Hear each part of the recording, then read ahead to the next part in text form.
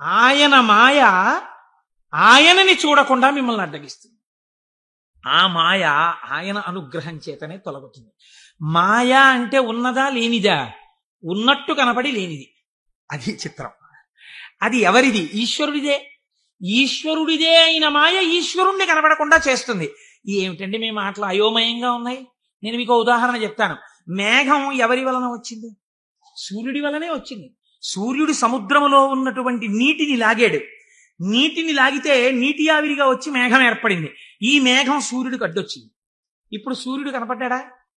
కనపడ్డ మేఘం అడ్డొచ్చేసింది.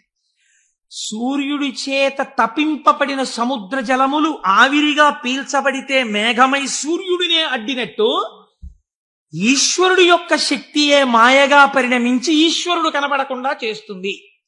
ఈ మాయ తొలగడం ఎవరి వల్ల తొలగుతుందో తెలుసా అండి? ఈశ్వర వాక్కు వలన, ఈశ్వర స్వరూపులైన గురువాక్యముల వలన. నిరంతర గురువాక్య శ్రవణమే మాయ తొలగుటకు సాధనము. పరమశివుని యొక్క లీలామూర్తులలో 13వ మూర్తి హరిహరమూర్తి. అంటే ఆయన యొక్క శరీరంలో సగభాగాన్ని శ్రీ మహావిష్ణువు స్వీకరించారు. అలా పరమశివుణ్ణి ప్రసన్నుణ్ణి చేసుకుని ఆయన శరీరంలో సగభాగాన్ని శ్రీ మహావిష్ణువు స్వీకరించినటువంటి మూర్తిని హరిహరమూర్తి అంటారు.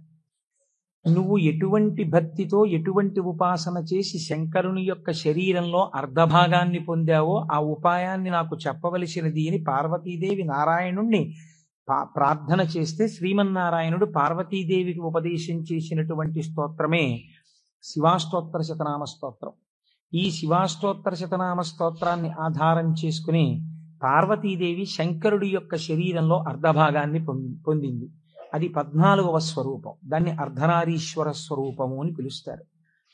మనకి కూడా కావలసింది మనుష్య జన్మ యొక్క పరమ ప్రయోజనం భగవంతుడితో ఐక్యమే కనుక శివాష్టోత్తర శతనామ స్తోత్రాన్ని ప్రదోష వేళలో చదవడం మనకి ఇహమునందు సమస్తమైన కోర్కెలని తీరుస్తుంది. పారలౌకిక సుఖమును భగవంతుని యొక్క అనుగ్రహాన్ని మన యందు ప్రసరింపచేస్తుంది. నిన్నటి రోజున శివనామం గురించి మీతో కొంత నేను ప్రస్తావన చేసి ఉన్నాను. శివో మహేశ్వర అని పిలుస్తారు. ఈ మహేశ్వర అనబడేటటువంటి నామం చిత్రమైనటువంటి నామం. మనకి మంత్రపుష్పం చెప్పినప్పుడు ఒక మాట చెప్తుంటాం, ఈశాన సర్వ విద్యానాం ఈశ్వర సర్వభూతానాం బ్రహ్మాధిపతిర్ బ్రహ్మణోధిపతిర్ బ్రహ్మ శివో మే అస్తు సదాశివోం అని. సర్వ మంగళములకు కారణమైనటువంటి వాడు, సర్వ జగన్నియామకుడు, సృష్టి స్థితి లయలు చేసేటటువంటి వాడు, తానొక్కడే అయి ఉండి కానీ సృష్టి చేసినప్పుడు ఒకడిగా, స్థితికారకుడిగా ఉన్నప్పుడు ఒకడిగా, లయకారకుడిగా ఉన్నప్పుడు ఒకడిగా, మూడుగా కనపడుతూ ఆయన యొక్క అనుగ్రహము చేత జ్ఞానము కలిగినప్పుడు అవి మూడు కావు ఒక్కటే అన్న జ్ఞానము ఎవరి నుంచి ప్రసరిస్తుందో ఆయన మహేశ్వరుడు. ఆయనే మూడుగా కనపడేటటువంటి ఒక్కటి. అందుకే పోతన గారు భాగవతంలో ఒక చోట ఒక మాట అంటారు, 3 మూర్తులకును 3 రూపములకు 3 కాలములకు మూలమగుచు భేదమగుచు తుది కభేదమయ్యొప్పారు బ్రహ్మమనగ నీవే పాలనయన అని పిలుస్తారు. 3 రూపములకు మనకి సృష్టి స్థితి లయ అని 3 మాటలు వాడుతుంటాం. సృష్టి అంటే ఇత పూర్వం లేనటువంటి దాన్ని మన కంటికి కనపడేటట్టుగా ఒక కొత్త వస్తువు తయారగుట, ఒక కొత్త ప్రాణి ఆవిర్భవించుట, దానికి సృష్టి కార్యము అంటారు. స్థితి అంటే వచ్చినటువంటి పదార్థము కొంతకాలం అలా క్షేమంగా ఉండుట. లయము అంటే ఎక్కడి నుంచి వచ్చిందో అక్కడికి వెళ్ళిపోవుట. అయితే చాలా మందికి ఒక తప్పు అభిప్రాయం ఉంటుంది. రుద్రుడు లేదా శివుడు అనేటప్పటికీ ఆయన సంహారకర్త, అనగా చంపేస్తాడు బాబోయ్. శంకరుణ్ణి ప్రార్థన చేస్తే ఆయన లయకారకుడు కదండి, చంపేస్తాడంటారు. కాదు, అన్ని వేళలా లయము అన్న శబ్దానికి అర్థం కేవలం చంపేయడం కాదు. ఆయన చాలా ఉదారుడై ఉంటాడు. మీకు నేను కొన్ని ఉదాహరణలు చూపిస్తాను. మనకి లయమునందు స్వల్పకాలిక లయము అని ఒక మాట ఉంది. స్వల్పకాలిక లయం అంటే ఏమిటో తెలుసా అండి? నేను ఆఫీస్కి వెళ్ళాను అనుకోండి, నా ప్రయోజనం ఏమిటి? ఆఫీస్కి వెళ్ళడం దేని గురించి అంటే నా ఇంట్లో ఉన్న భార్యా బిడ్డలు క్షేమంగా సంతోషంగా ఆనందంగా ఉండేటట్టుగా వాళ్ళకి కావలసినటువంటి ద్రవ్యమును సంపాదించడానికి ఆఫీస్కి వెడతాను. ఆఫీస్ ఎంత బాగున్నా నేను ఆఫీస్లో ఉండిపోను. ఆఫీస్కి వెళ్ళడం ఎందుకంటే ఇంటికి వచ్చేయడానికి తప్ప. ఆఫీస్కి వెళ్ళి ఆఫీస్లో ఉండిపోవడానికి ఆఫీస్కి ఎవరు వెళ్ళరు, ఇంటికి వచ్చేస్తారు. ఇంటికి వచ్చేస్తే అమ్మయ్యా ప్రాణం హాయిగా ఉందంటారు. మీరు చూడండి, తీర్థయాత్రలకు వెళ్ళిన వాళ్ళు ఓ మాట అంటుంటారు, ఓ 10 రోజులో 15 రోజులో యాత్రకు వెళ్ళినప్పుడు బాగుంటుంది. యాత్రకు వెళ్ళి రాగానే మొదట వచ్చే మాట ఏమిటంటే, భార్య భోజనం పెట్టగానే ఇంట్లో చారు అన్నం అయినా ఎంత సుఖంగా ఉందోనే అంటాడు. తన ఇల్లు అనేటప్పటికీ ఒక తృప్తి. అలాగే మీ యొక్క స్వస్వరూపమునందు మీరు నిలబడినప్పుడు సుఖ దుఃఖములనేటటువంటివి లేకుండా పరమ ప్రశాంతమైన స్థితిలో మీరు ఉంటారు. మీ స్థితి అసలు ఏమిటి? ఆనందకరమైనటువంటి స్థితి. మరి దుఃఖం ఎందుకు వస్తుంది? మనస్సు యొక్క సంకల్ప వికల్పముల వలన దుఃఖం వస్తుంది.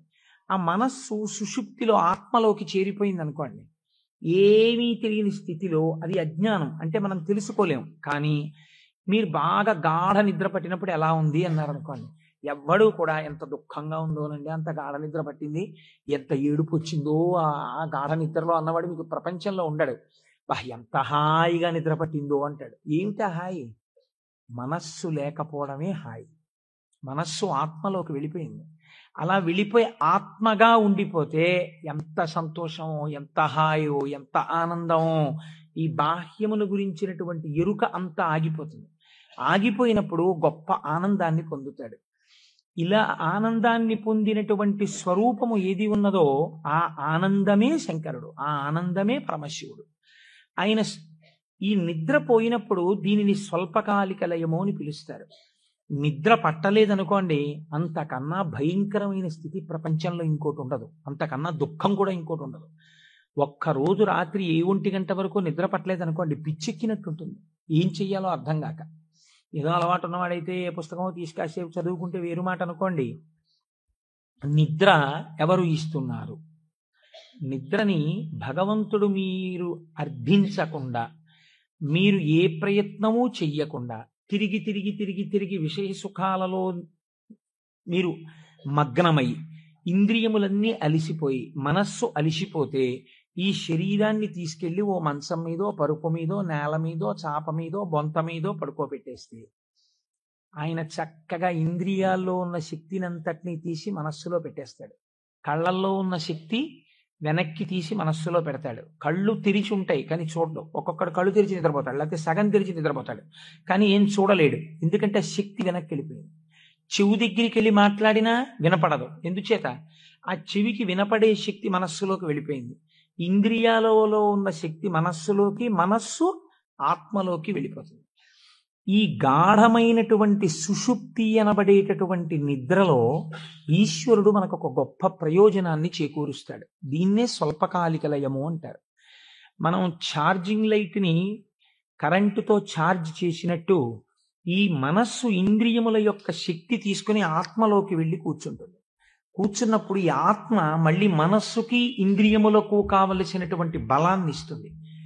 తెల్లవారి నిద్ర లేవగానే మనస్సు మేల్కొంటుంది. మేల్కొనడం అంటే ఆత్మ నుంచి విడివడుతుంది. అసలు యథార్థమునకు సృష్టి, స్థితి, లయ అన్నవి ఎక్కడ దర్శనం చేయాలో తెలుసా అండి? మీరు ఇక్కడే దర్శనం చెయ్యాలి. అది మహేశ్వర స్వరూప దర్శనం అవుతుంది. ఎలా దర్శనం చెయ్యాలి? మీకు నిద్ర లేవగానే మొట్టమొదటి ఆలోచన అయితే వచ్చిందో దానికి మీరు సాక్షిగా ఉన్నారనుకోండి. తెలివి రాగానే నాకు మొదట ఏం ఆలోచన వచ్చింది అంటే ఆలోచన మనస్సు యొక్క స్వరూపం. అది ఏం ఆలోచించిందని మీరు ఆలోచనని పసిగట్టి వేరుగా ఉండడం మీరు ఆత్మగా ఉండడం. ఆత్మగా ఉండి మీరు మొదటి ఆలోచనని చూశారనుకోండి, దాని ఆలోచనల్ని చూడడం మీకు అలవాటు అవుతుంది. ఇది సృష్టి, చతుర్ముఖ బ్రహ్మ దర్శనం. కాబట్టి బ్రహ్మగారికి పూజ లేదు. ఎందుకనంటే ఆ సంకల్ప దర్శనము చేత మాత్రమే మీరు బ్రహ్మదర్శనం చేసేస్తారు. సృష్టి ప్రారంభమైంది అంటే మీ మనస్సు బయటికి వచ్చింది. ఇప్పుడు మీకేం కావాలి? స్థితి కావాలి. స్థితి అంటే నిర్వహణ శక్తి కావాలి. కొన్ని సంకల్పములను మనస్సు చేస్తుంది, వీటిని విడగొట్టగలిగిన ప్రజ్ఞ కావాలి. అది వ్యగ్రతతో ఇవాళ ఈ పని చెయ్యి అంటుంది, నేను చెయ్యను. నీకేం, నీ సొమ్మేం పోయింది నువ్వు చెప్తావు, కానీ మూట కట్టుకొని అనుభవించవలసిన వాడిని నీ చెయ్యి అని మనస్సుకు ఎదురు తిరిగి చెప్పి, ఈ మాట చెప్పావు చాలా బాగుంది, ఇది చేస్తాను అని మనసు చెప్పినవి కొన్ని అంగీకరించగలగాలి. ఇలా చెయ్యడానికి మీకు సమర్థత కావాలి. ఇది నిర్వహణ సమర్థత. అడ్మినిస్ట్రేటివ్ ఎబిలిటీస్ అంటారు చూసారా. ఒక కుర్చీలో కూర్చుంటే ఆయన ఆఫీసర్ గారు, ఆ కుర్చీకి ఒక శక్తి ఉంటుంది. ఆ శక్తిని పొంది ఉన్నవాడు స్థితికారకుడు. స్త్రీగా చెప్తే నారాయణి అమ్మవారు, పురుషుడిగా చెప్తే శ్రీ మహావిష్ణువు. ఆయన స్థితికారుడు. కాబట్టి మీరు ప్రాతకాలమునందు తప్పకుండా విష్ణునామం చెప్పాలి. మీరు పూజా మందిరంలోకి వెళ్ళి కూర్చోగానే విష్ణునామంతో ప్రార్థన ప్రారంభం కావాలి. అందుకే ఓం కేశవాయ స్వాహ, ఓం నారాయణాయ స్వాహ, ఓం మాధవాయ స్వాహ, గోవింద విష్ణు మధుసూదన త్రివిక్రమ వామన శ్రీధర హృషికేశ పద్మనాభ దామోదర సంకర్షణ అని ఒకవేళ మనకి సరిగ్గా చెప్పడం చేత కాదేమో అని ఋషులు నిర్ణయించేశారు. అసలు పూజ ప్రారంభమే ఆచమనంతో, ఆచమనం విష్ణునామాలతో. ఆ విష్ణువు యొక్క శక్తి మీ యందు ప్రసరిస్తే మీకు సాయంకాలం వరకు ఆ ప్రజ్ఞ అలా వెడుతుంది. ఎందుకంటే జాగృతిలో ఉన్నప్పుడే మీరు ఇంద్రియాలని మనస్సుని ఈశ్వర స్వాధీనం చేయాలి.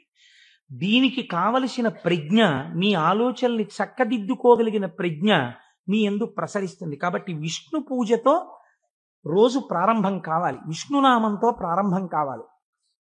తరువాత మీరు అభిషేకం చేసుకోవచ్చు, శివార్చన చేయవచ్చు. నేను అలా చెయ్యవద్దని నేను చెప్పట్లేదు. విష్ణునామంతో ప్రారంభించాలి. మనకి భగవంతుడు ఒక్కడే, కానీ మనకి ప్రయోజనం చేకూర్చడానికి అన్ని రూపాల్ని పొందాడు. రాత్రి నిద్రపోయే ముందు శాస్త్రం అంది 11 మార్లు. ఇంకా నువ్వు నామని చెప్పేసిన తర్వాత ఇక మాట్లాడకూడదు. 11 మాటలు శివ శివ శివ శివ శివ శివ శివ అని 11 మాటలు అనుకుని విశ్రాంతి స్థానమునకు శరీరమును చేర్చేయాలి. ఇక పడుకున్న తర్వాత ఇక మాట్లాడడం. ఇప్పుడు ఈ శివానుగ్రహం స్వల్పకాలిక లయం.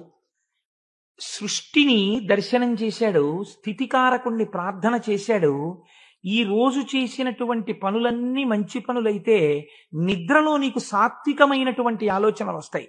సాత్వికమైన ఆలోచనలతో, చిత్తశాంతితో, భయానకమైన కలలు రాకుండా హాయిగా నిద్రపుచ్చగలిగినటువంటి స్వరూపము స్వల్పకాలిక లయమైనటువంటి పరమశివ స్వరూపము.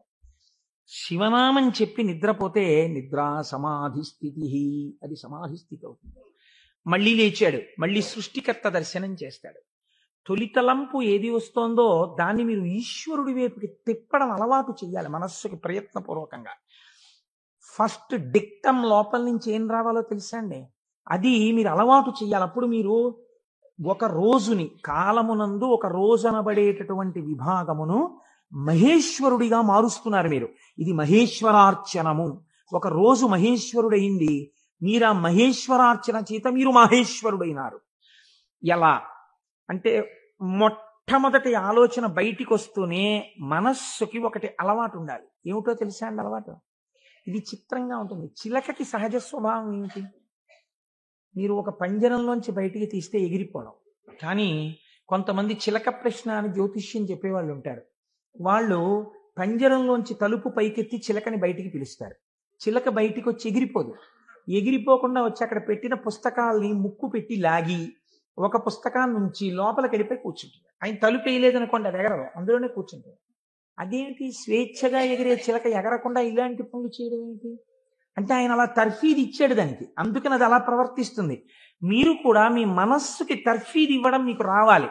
నిద్ర లేవగానే అది మొదటి సంకల్పం ఏం చెప్పాలో తెలుసా అండి? ఇప్పుడు నీ ఇంట నీ ఆరాధ్య దైవము, నీ కులదైవం ఎవరున్నారో వారు నువ్వు పడుకున్న వైపు నీ తల ఇటువైపు ఉన్నది. సాధారణంగా నిద్రపోయేటప్పుడు ఎడమ వైపుకి నిద్రపోమని శాస్త్రం. నువ్వు కొంచెం ఓరగిలా పడుకుని కొద్దిగా తల కుడిపక్కకి తిప్పి నీ కన్నులు విప్పితే నీ దృష్టి ప్రసారము తిన్నగా నీ కులదేవతా స్వరూపము మీద పడుచున్నది. అది లక్ష్మీనారాయణులు కానివ్వండి, పార్వతీ పరమేశ్వరులు కానివ్వండి. నేను దాని యందు అభ్యంతర ప్రకటన చెయ్యను, ఉన్నది ఒకటే పరబ్రహ్మం. కనుక ఇది మొదటి ఆలోచన కావాలి. ఇది మనస్సుకి మీరు అలవాటు చేయాలి. అంతేకాని టైం అయిపోతోందని గడియారం వంక చూస్తూ కంగారుగా లేవడం అలవాటు కాకూడదు. మీ తల ఇలా తిప్పి మీ కళ్ళు విప్పితే మీ మొట్టమొదటి దృష్టి ఇలా చెదురుతూ బాగా నిద్రపోయినటువంటి కనులలోంచి జరిగిన మొదటి కిరణ ప్రసారము పరమేశ్వర మూర్తి మీద పడడము చేత పరావర్తనము చెంది ఆ పార్వతీ పరమేశ్వర లేక లక్ష్మీనారాయణ దర్శనము ఇక్కడ జరిగి ఈ కంటితో చూసి లేచిన తర్వాత కాలు పెట్టే ముందు మనస్సు మళ్ళీ సముద్రవసనే దేవి పర్వత స్తనమండలే అని ఒక శ్లోకం చెప్పి కిందకి దిగగానే గురువుగారు మీరు నాకు ఉపదేశం చేశారు, మీరు చెప్పిన బుద్ధితో ఈనాటి నా రోజు గడుచుగాక అని నేల మీద పడి గురువుగారి పాదాల్ని ఒక్కసారి మనస్సులో ధ్యానం చేసి వారి పాదాలకి శిరస్సు పాటించి పైకి లేవడం. ఇది మీకు అలవాటు అయిందనుకోండి, మీకు తెలియకుండా మీరు మొదటి ఆలోచన రావడానికి సాక్షి. ఇప్పుడు ఈ ఆలోచనని మీరు ఒక దిశానిర్దేశం చేస్తున్నారు. ఇది స్థితికారకత్వం. అసలు నిజంగా ఒడిసి పట్టడం, ఇలా తిప్పడాన్ని యథార్థమునకు ఒక రోజును మహేశ్వరుడిగా మార్చుట కాకుండా ఎక్కడో మహేశ్వరుడు ఉన్నాడు, ఆయన సృష్టికర్త స్థితికర్త ప్రళయకర్త. మీరెప్పటికి సృష్టికర్త స్థితికర్త ప్రళయకర్త దర్శనం చేస్తారు? లలితా సహస్రనామంలో లలితా అష్టోత్తరంలో అమ్మవారికి ఒక నామం ఉంది, భావనామాత్ర సంతుష్టాయై నమః. మీ భావన ఎలా ఉందో దాని చేత ఆవిడ సంతుష్టురాలవుతుంది, ఆవిడ ఆనందిస్తుంది. ఇక్కడ మీరు భావన చేస్తుంటే ఈ శక్తి అంతా ఆవిడే. ఇక్కడ ఉన్న శక్తి, ఇక్కడ ఉన్నటువంటి ప్రకృతి వికారమైన శరీరం ఆవిడే. ఇది ఆయన్ని కోరుతోంది. దీన్ని దానితో కలపాలని ఆవిడ తెర పైకెత్తుతుంది. ఇది మాయా అన్న అవనిక ఒక రోజున పైకెత్తేస్తుంది ఆవిడ. అప్పుడు మీరు దానితో కలుస్తారు. ఇది జీవితంలో అనుసంధాన ప్రక్రియగా వెళ్ళవలసినటువంటి మహేశ్వర స్వరూపం. అంతేకాని మహేశ్వర స్వరూపం అనగా ఏదో దేవతలందరి చేత పూజింపబడువాడు, నేను దాన్ని దోషం అంటలేదు, నేను తప్పంటలేదు. కానీ మీరు అలా అనుసంధానం చేసుకుంటే అది భక్తికి బాగా పనికొస్తుంది. అందులో నేను ఎంత మాత్రము దోషమెంచను. కానీ మీకు ఇది నిత్య జీవితమునందు అలవాటులోకి తెచ్చుకోవలసినటువంటి ప్రక్రియ. మీరు ఇలా దర్శనం చేస్తూ వెళుతున్నారనుకోండి, మీ లయ పరమశివుడు. మీరు ఇప్పటిదాకా ఎవరితో కలిసి ఉన్నారు అని అడిగారు అనుకోండి, నిద్ర లేవగానే మీరు ధైర్యంగా చెప్పగలగాలి, నేను ఇప్పటి వరకు కైలాసమునందు పార్వతీ పరమేశ్వరులతో కలిసి ఉన్నాను. అది నా నిద్ర. ఎందుచేత? నా నిద్రని నేను అలా స్వీకరించాను పడుకోబోయే ముందు. నేను లేచినప్పుడు నేను చతుర్ముఖ బ్రహ్మ దర్శనము చేత సృష్టికర్త దర్శనమే నా యొక్క మేల్కొనుట. నా పూజామందిర ప్రవేశము స్థితికర్త యొక్క ప్రార్థన. నా నిన్నటి రోజు సృష్టికర్త స్థితికర్త ప్రళయకర్తల యొక్క సమాహారము, మహేశ్వర స్వరూపముగా నా చేత ఉపాసన చేయబడిన కాలము. కనుక నేనెవరినయ్యాను? మహేశ్వరోపాసన చేత నేను ఒక మహేశ్వరుడనైనాను. ఇది మీ జీవితమునందు రావలసిన ప్రక్రియ. ఇలా చెయ్యగా చెయ్యగా చెయ్యగా చెయ్యగా భ్రమరకీటక న్యాయంలో ఒకనాడు మీరు ఆ స్వరూపాన్ని పొందుతారు. ఇలా కాకుండా వేరొక రకమైనటువంటి ఆలోచనతో జీవితం వెళ్ళిందనుకోండి, వ్యగ్రతతో, అసలు మీరు ఆత్మలోంచి విడిపడడంలో మీకు కృతజ్ఞతాభావం లేదు. ఆ నిద్ర పట్టింది, లేవడం దేనికోసం? న్యూస్ పేపర్ కోసం. న్యూస్ పేపర్ తీస్తే ఏముంటుంది? న్యూస్ పేపర్కి ఎప్పుడు ఏం కావాలంటే మళ్ళీ రేపు కూడా మీరు 3 రూపాయలు ఇచ్చి కొనుక్కోవడానికి తగినటువంటి ఉద్వేగమును మీ యందు కల్పింపగలిగినటువంటి ప్రధానమైన వార్తని హెడ్లైన్స్గా వెయ్యాలి. అది పేపర్ టెక్నిక్. అంతేగాని మీ మనస్సుకి ఉల్లాసమును కల్పించేటటువంటి ఒక సాత్వికమైన విషయాన్ని తీసుకొచ్చి హెడ్లైన్స్గా వాళ్ళు ఎందుకు వేస్తారు? పేపర్ని కూడా మీరు దోషం పట్టకూడదు. అది వాళ్ళ యొక్క జీవన విధానం, అది పేపర్ యొక్క లక్షణం. అందరూ అలా కోరుకుంటున్నారు. కాబట్టి అందులో ఉద్వేగం ఉండి తీరుతుంది. ఉద్వేగము ఉండి తీరుతున్న విషయాన్ని నువ్వు ముందెళ్ళి పట్టేసుకుని పూజామందిరంలోకి వెళ్ళారనుకోండి, ఇప్పుడు మీ మనస్సు ఏమవుతుందంటే ఈ ఉద్వేగపూరితమైన విషయాన్ని మనస్సు పట్టుకుంది కాబట్టి దాన్ని పట్టుకు తిరుగుతుంది. ఇక్కడ ఓం కేశవాయ స్వాహ, ఓం నారాయణాయ స్వాహ, ఓం మాధవాయ స్వాహ అంటుంటాడు. కానీ చూసా అక్కడ ఎలా అయిందో, ఎలా దెబ్బలాడుతున్నారు, ఏంటో ఈ లోకం. ఇంకెందుకు పూజ అంటే పట్టుకోకూడని వస్తువును ముందు పట్టుకుని నువ్వు ప్రారంభం చేశావు. మనస్సు చించలమై దానికి సాత్విక భావనతో ప్రారంభం చెయ్యాలి. పరమ సత్వగుణ ప్రధానుడై స్థితికారకుడై మీ మనస్సుని ఆహ్లాదపూరితముగా ఉంచి ఈశ్వరాభిముఖం చేయగలిగిన శక్తి విష్ణు శక్తి. అందుకని విష్ణునామంతో రోజు ప్రారంభం కావాలి. కనుక ఇది మీరు నిత్య జీవితంలోకి మహేశ్వర స్వరూపాన్ని తెచ్చుకోవలసినటువంటి విధానం. ఇప్పుడు ఈ మహేశ్వరుడు మీరు మామూలుగా వాంగ్మయ రీత్యా చూసినప్పుడు ఈయన నియంత నియంత అన్న మాట నేను తేలికగా ఎందుకు వాడేశానో తెలుసా అండి? అది పౌరాణికమైన భాషలో వాడబడిన మాట కాదు. నువ్విలా ఎందుకు చేశావు అని వేరొకరు అడగలేనివాడు. ఈ ఈశ్వరుడు యొక్క స్థితి ఎలా ఉంటుందంటే, అసలు మీరు అలా అడగడానికి వస్తువుని ఆయన మీకు దూరం చెయ్యాలి, మీ చేత ఏడిపించాలి. అది ఆయన తప్ప ఒప్ప? మీరు చేసిన పాపపుణ్యాలను ఆయన లెక్క రాసుకున్నాడు. నాకు వద్దు అంటే, నాకు దుఃఖం వద్దంటే చెయ్యకు పాపం.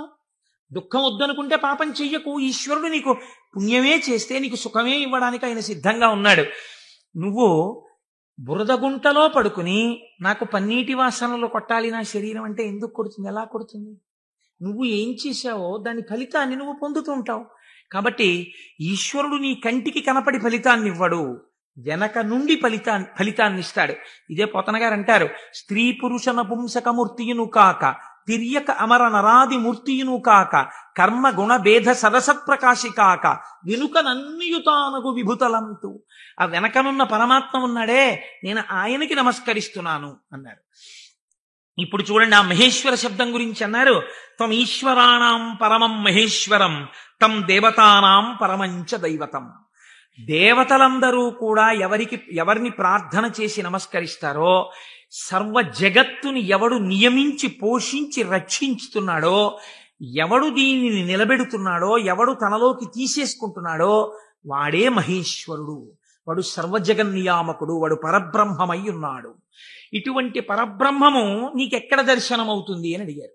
చూడవచ్చా? మాకు ఎప్పుడైనా ఇలాంటి వాడిని ఒకసారి చూడాలనిపించింది అంటే శాస్త్రం అంది, మహేశ్వర దర్శనము చెయ్యడానికి మహేశ్వర దర్శనము చెయ్యాలన్న తాపత్రయము నీకు కలగాలి అని. ఇదొక చిత్రమైన మాట అండి. మీరు కొంచెం జాగ్రత్తగా ఆలోచించండి. ఒక మహాపురుషుడు ఒక ఆయన ఉన్నాడు ఈ లోకంలో. కృష్ణావధానుల గారని ఒక ఆయన ఉన్నారు. ఆయన ఒక మహాపురుషుడు. వేదం చదువుకోవడం కాదు, చదువుకున్న వేదాన్ని నిరంతరము అనుష్ఠానములోకి తెచ్చుకున్నవారు. అంతటి మహాపురుషుడు ఆయన. అలాగా అండి, అంటే ఏం చేస్తుంటారండి అంటే, 4 ఆవుల మధ్యలో తుఫాన్ వచ్చి పాక కొట్టుకుపోతే 10,000 రూపాయలు పట్టుకొచ్చి ఎవరో ఇస్తే శివాలయం కట్టడానికి విరాళం ఇచ్చేసి, శివుడికి ముందు గుడి కట్టండి తర్వాత నేను ఉంటాను లేండని ఆవుల మధ్యలో కాపరం చేసి బతికినవాడు. అంతటి మహానుభావుడు. తను నమ్ముకున్న వేదాన్ని నిరంతరము ఆచరణలో పెడతారు. వారు నా గృహప్రవేశానికి వచ్చారు. వస్తే ఆ రోజు నేను కొంచెం ఈ సంభారాలన్నీ పూర్తి చేసుకుని వేద పఠనం ఏర్పాటు చేసి నేను ఇంట్లోకి వెళ్ళేటప్పటికీ కించిత్ అసుర సంధ్య వేళయింది. నేను వెళ్ళేటప్పటికి వారు వెళ్ళిపోతున్నారు. అరేరే ఇదేమిటి వెళ్ళిపోతున్నారు కృష్ణావధానులు గారు? అలా వెళ్ళిపోరే, ఈ కోటేశ్వరరావు మనం వచ్చేటప్పటికి లేడు, స్వాగతం చెప్పలేడని కోపగించుకుని వెళ్ళిపోయే మనిషి కారేవారు, ఎందుకు వెళ్ళిపోతున్నారు? ఓహో అసుర సంధ్య వేళ, సంధ్యావందనానికి వెళుతుండాలి అనుకున్నాను. ఎవరినో పిలిచి కృష్ణావధానులు గారు ఎక్కడికి వెళుతున్నారు? వెంకటేశ్వర స్వామి గుళ్ళో కూర్చుని సంధ్యావందనం చేసుకోవడానికి వెళుతున్నారు. ఆయన సంధ్యావందనం చేయలేదనుకోండి, మీరు నేను అడుగుతామా, అయ్యా మీరు సంధ్యావందనం ఎందుకు చేయలేదండి అని? ఎక్కడ నుంచో కష్టపడి కాకినాడ వచ్చి ఆ వేళకి మాత్రం సభలోంచి లేచి వెళ్ళిపోయి వెంకటేశ్వర స్వామి గుళ్ళో కూర్చుని సంధ్యావందనం చేసుకుని మళ్ళీ తిరిగి వచ్చి సభలో కూర్చున్నారు ఆయన. ఇది తాను చదివినటువంటి వేదాన్ని, తాను తెలుసుకున్న విషయాన్ని ఆచరణలో పెట్టడం. దీనిని శ్రద్ధ అంటుంది శాస్త్రం. నీకు చెప్పడం కాదు, నీకు అనుష్ఠాన పర్యంతమునందున్నదా, దీనికి ఎవడో చూస్తాడని కాదు, ఈశ్వరుడు సర్వసాక్షి చూస్తున్నాడన్న బెరుకు నీకుంటే ఒకడు చూసి మెచ్చుకోవాలని నువ్వు చెయ్యవు. చెయ్యడం నీ విధి అని నువ్వు చేస్తావు. ఇప్పుడు నువ్వు అటువంటి మహాపురుషుడు ఒకడు ఉన్నాడు, నువ్వు తెలుసుకున్నావు. ఇప్పుడు నీ మనస్సు ఏమవుతుంది? ఎప్పుడైనా కృష్ణావధానుల గారిని చూద్దామనిపిస్తుంది కదండి. ఇప్పుడు రేపు సుబ్రహ్మణ్యేశ్వర స్వామి వారికి మనం ఇక్కడ ఉత్సవం చేయబోతున్నాం. ఆ సుబ్రహ్మణ్యేశ్వర స్వామి వారికి ఉత్సవం చేసిన రోజున కారు దిగి నడవలేక శిష్యులు పట్టుకుంటే కృష్ణావధానులు గారు వచ్చి ఇక్కడ కుర్చీలో కూర్చున్నారు అనుకోండి, నీ ప్రయత్నం లేకుండా, వారు కోటీశ్వరుడని కాదు, వారు పెద్ద ఆఫీసర్ అని కాదు, మోకాళ్ల మీదకి పంచె కట్టుకుని లాల్చీ కూడా వేసుకోకుండా ఓ ఉత్తరీయం కప్పుకుని గుండు చేయించుకుని పిలక పెట్టుకుని 3 విభూతి రేఖలు పెట్టుకుని బొట్టు పెట్టుకుని సరిగ్గా కనపడక కళ్ళు చిప్పిలించి చూస్తున్న కృష్ణావధానులు గారు అడుగు తీసి అడుగేస్తుంటే మీ అందరి చేతులు ఇలా అంటాయి. ఎందుకంటాయి? ఆయన ఒక మహాత్ముడన్న ఎరుక మీకు కలిగింది.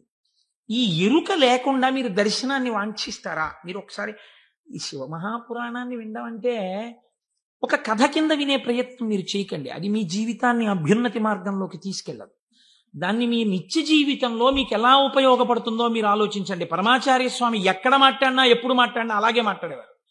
ఎప్పటి కథల కిందో వారు మాట్లాడేవారు కాదు, ఇప్పుడు నీకు ఎలా పనికి వస్తుందో వారు మాట్లాడేవారు. అది ఒక సద్గురువుకు ఉండవలసిన లక్షణం. అందుకే నడిచే దేవుడు అయ్యారు మహానుభావుడు. కాబట్టి చూడండి, ఇప్పుడు మీకు కృష్ణావధానులు గారు అంటే తెలిసింది, వారిని చూడాలి అనిపిస్తుంది. ఉదాహరణకి వారు రాలేదనుకోండి సుబ్రహ్మణ్యోత్సవానికి, ఎందుచేతంటే వారి శరీరం చాలా డస్సిపోయింది, పెద్దవారు అయిపోయారు. కానీ మీరేమంటారు?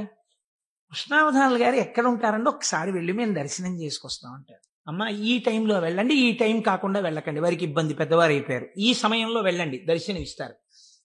మీరేం చేస్తారు? ఇంత డబ్బు పాడు చేస్తున్నాం, పోతే పోయింది, కారుకి ఓ 500 పెట్టుకుని వెళ్ళొద్దాం అని ఒక ఆదివారం నాడు పొద్దున అలా కృష్ణావధానుల గారి దగ్గరికి వెళ్ళొచ్చిన వాళ్ళు ఎంతమందో నాకు తెలుసు. కారు వేసుకుని వెళ్ళి ఓ 1 డజన్ అరటిపళ్ళు ఏవో ఇచ్చి ఒక్కసారి ఆయన్ని చూడగానే, ఇప్పుడు మీకు ఆయన గురించి ఆయన ఏం చెప్పుకోరుగా, కానీ మీరు ఆయన్ని చూస్తుంటే, ఆయన కూర్చుంటే, మీరు ఎక్కడి నుంచి వచ్చారమ్మా అని అడుగుతుంటే, ఆయన ఏదో 4 శ్లోకాలు చెప్తుంటే, ఆ గొంతు తడబడిపోతుంటే, పెద్దవారైపోయి వారు మాట్లాడుతుంటే మీ మనసు ఆర్ద్రమైపోతుంది.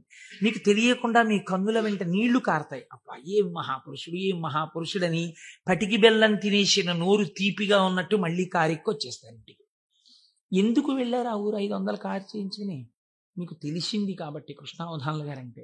కాబట్టి కదా మీరు దర్శనం చేశారు. మహేశ్వరుడు అంటే సృష్టికర్త, స్థితికర్త, ప్రళయకర్త అని నేను ఒక మాట చెప్పాను అనుకోండి, అది మీకు ఏం ఉపయోగపడుతుందని నేను ఒక ప్రశ్న వేస్తున్నాను, మీరు ఆలోచించండి. నేను ఈ మాట అన్నాను, అనుసంధానం మీరు కాలగతంలో ఒక రోజులోకి తెచ్చుకోండి, మీకు మహేశ్వర దర్శనం కలుగుతోంది అన్నాను. అది మీకు ఉపయుక్తం. మీరు చూడండి, నేనంటాను మహేశ్వరుడెవరో చూడాలన్న ఉత్సాహం కృష్ణావధానులు గారు ఎవరో తెలుసుకుంటే కలిగినట్టు, ఈశ్వరుణ్ణి చూడాలన్న ఉత్సాహం మీకు ఇక్కడ కలగాలంటే మీరు ఏం చేస్తే కలగదండి. నేను ఒక్క ఉదాహరణ చెప్తాను.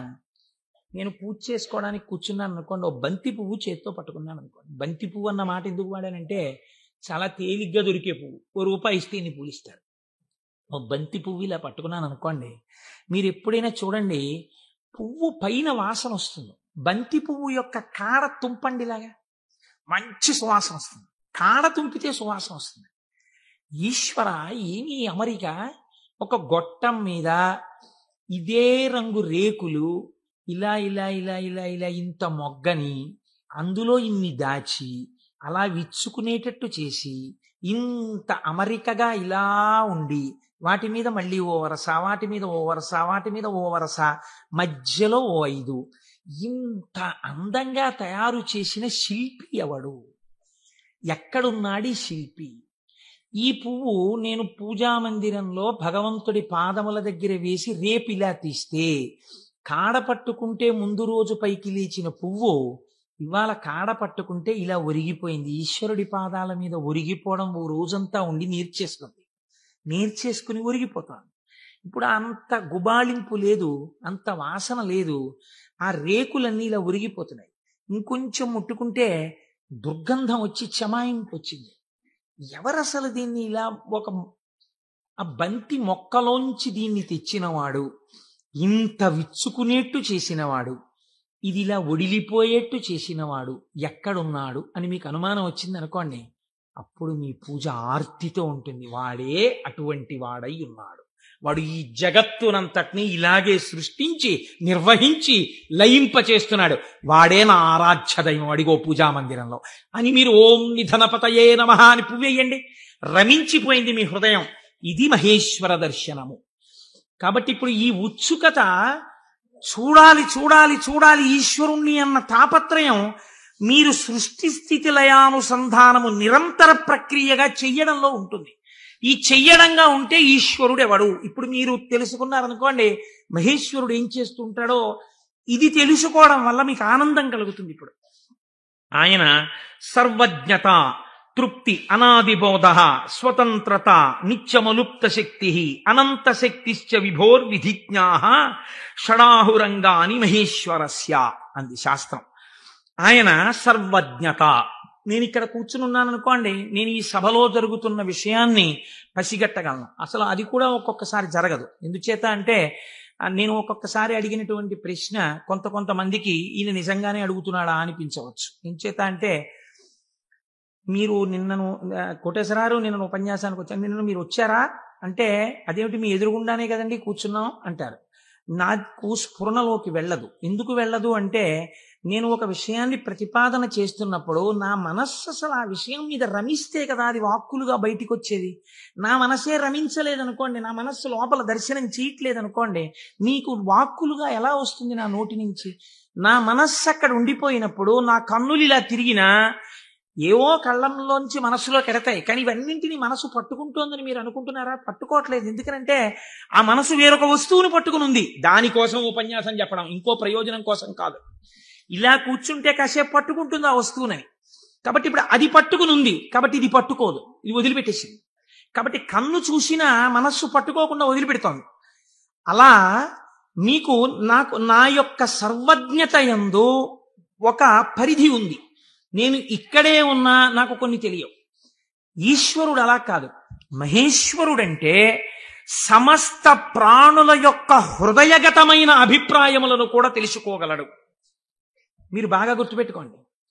మీరు చేస్తున్న పూజని చూసి నేను పూజ చేసుకుంటున్నాను అనుకోండి, ఉదాహరణ, వేరొకరి మీద ఎందుకు పెట్టాలి? నేను పరమ డాంబికంగా ఇన్ని పువ్వులు పెట్టుకుని ఓం నిధనపతయే నమః, ఓం నిధనపతాంతికాయ నమః, ఓం ఊర్ధ్వాయ నమః, ఓం ఊర్ధ్వలింగాయ నమః అన్న పూజామందిరంలో కూర్చుని పుష్పార్చన చేస్తున్నాను అనుకోండి. మీరు కోటేశ్వరరావు గారు ఉన్నారా అండి అని హాల్లోకి వచ్చి కూర్చున్నారనుకోండి. ఆహాహా, ఏం పూజ చేస్తున్నాడండి కోటేశ్వరరావు, నిజంగా ఏమి ఉచ్చారణ, ఏమి నామాలు చెప్తున్నాడు అని మీరు ఇక్కడ గబగబా సోఫాలో కూర్చున్న వారి కింద కూర్చుని కళ్ళు మూసేసుకుని ఇప్పుడు ఆయన ఇలా పువ్వులు వేస్తుంటారు, ఇలా నామం చెప్తుంటారని మీకు ఆ నామాలు రాకపోయినా మనస్సులో ఇలా ఇలా మీ చెయ్యి అంటూ మీరు పువ్వులు వేసేస్తూ మీరు కూర్చున్నారు. అక్కడ పూజ చేస్తున్న నేను నామాలు నోటితో చెప్తున్నాను, కానీ నా మనస్సు రేపు ఉదయం నేను పెళ్లికి వెళ్ళాలి, ఈ పెళ్లికి వెళ్ళినప్పుడు మనం 10ంటికి ఆఫీస్కి వెళ్ళిపోగలమా, లేకపోతే ఒక గంట పర్మిషన్ పెట్టి 11 గంటలకు వెళ్ళిపోగలమా, ఒకవేళ వాళ్ళు భోజనానికి ఉండిపోమ్మంటే దీన్ని వంట చేయమని చెప్పడమా, అక్కర్లేదులే భోజనానికి ఎడదామందామా, భోజనానికి ఎడదామంటే ఇది మీరు వచ్చి నన్ను తీసుకెడతారా ఆఫీస్కి అయితే అంటుందేమో. ఇప్పుడు ఎక్కడున్నాను నేను వాళ్ళ ఇంట్లో పెట్టే భోజనం దగ్గర ఉన్నాను. పైకి ఏం చేస్తున్నాను? ఓం నిధనపతయే నమః, ఓం నిధనపతాంతికాయ నమః. నా పూజ వింటున్నవాడు, హాల్లో కూర్చున్నవాడు ఏం చేస్తున్నాడు? ఆయన కోటేశ్వరారు ఎంత బాగా పూజ చేసుకుంటున్నారో అని తను వచ్చిన పని మర్చిపోయి తను రమించిపోయి ఇక్కడ ఈశ్వరుణ్ణి చూస్తూ ఆయన పాదాల మీద బొడ్డు మల్లెలు వేసేస్తున్నాడు. ఇప్పుడు పూజ చేసిన ఫలితం ఈశ్వరుడు ఎవరికి వేస్తాడో తెలుసా అండి? హాల్లో కూర్చుని ఆయనకి వేస్తాడు. కోటేశ్వరరావుకి ఏమేస్తాడో తెలుసా అండి? ఆయన పూజ చేసుకునేటట్టుగా గట్టిగా నామాలు చెప్పిన ఫలితం వేస్తాడు. చూసారా? ఇది సర్వజ్ఞత. ఇది మీకు దొరకదు. మీరేమంటారు? నేను బయటకు వస్తే కోటేశ్వరరావు పూజ చేసుకున్నానంటారు. హృదయగతమైన అభిప్రాయమును పట్టగలిగిన వాడు. అందుకే శివానంద లహరిలో శంకరాచార్యుల వారు మాట అన్నారు, వటుర్వా గేహీవా ఇతిరపి జటీవా తదితరో నరోవా యక్కశ్చిద్భవతు భవకింతేన భవతి యదీయం హృత్పద్మం యది భవతధీనం పశుపతేః తదీయస్త్వం శంభో భవసి భవభారంచ వహసి. నువ్వు వటువా మాకు చెప్పకు. నేను ఉపనయనం చేసుకున్న వటువునండి, ఏం కావాలి మాకైతే? నువ్వు సంధ్యావందనం చేస్తావా, గాయత్రి చేస్తావా చెప్పు. గేహీవా, నేను గృహస్థాశ్రమంలో ఉన్నాను, అయితే ఎవరికి గొప్ప? గేహీవా ఇతిరపి జటీవా తదితరో, అబ్బో మిగిలిన ఆశ్రమాలు ఏవైతే కానివ్వండి, మాకేమిటి గొప్ప? ఇవి కాదు. నీ మనస్సుని ఈశ్వరుడి పాదముల మీద పెట్టడం నీకొచ్చా? నీకొస్తే చెప్పు. ఈశ్వరుడు నీ వెంట పరిగెడుతున్నాడు, నీ మనస్సు అక్కడ పెట్టడానికి నువ్వు చేస్తున్నటువంటి పరిశ్రమకు పూజ అని పేరు. నీకు అది అలవాటు అవ్వడానికి పూజ చేస్తున్నావు. నువ్వు అది అలవాటు అయిపోతే ఎక్కడున్నా పూజ చేయగలవు, అంటే దాని అర్థం పూజ మానేయమని కాదు.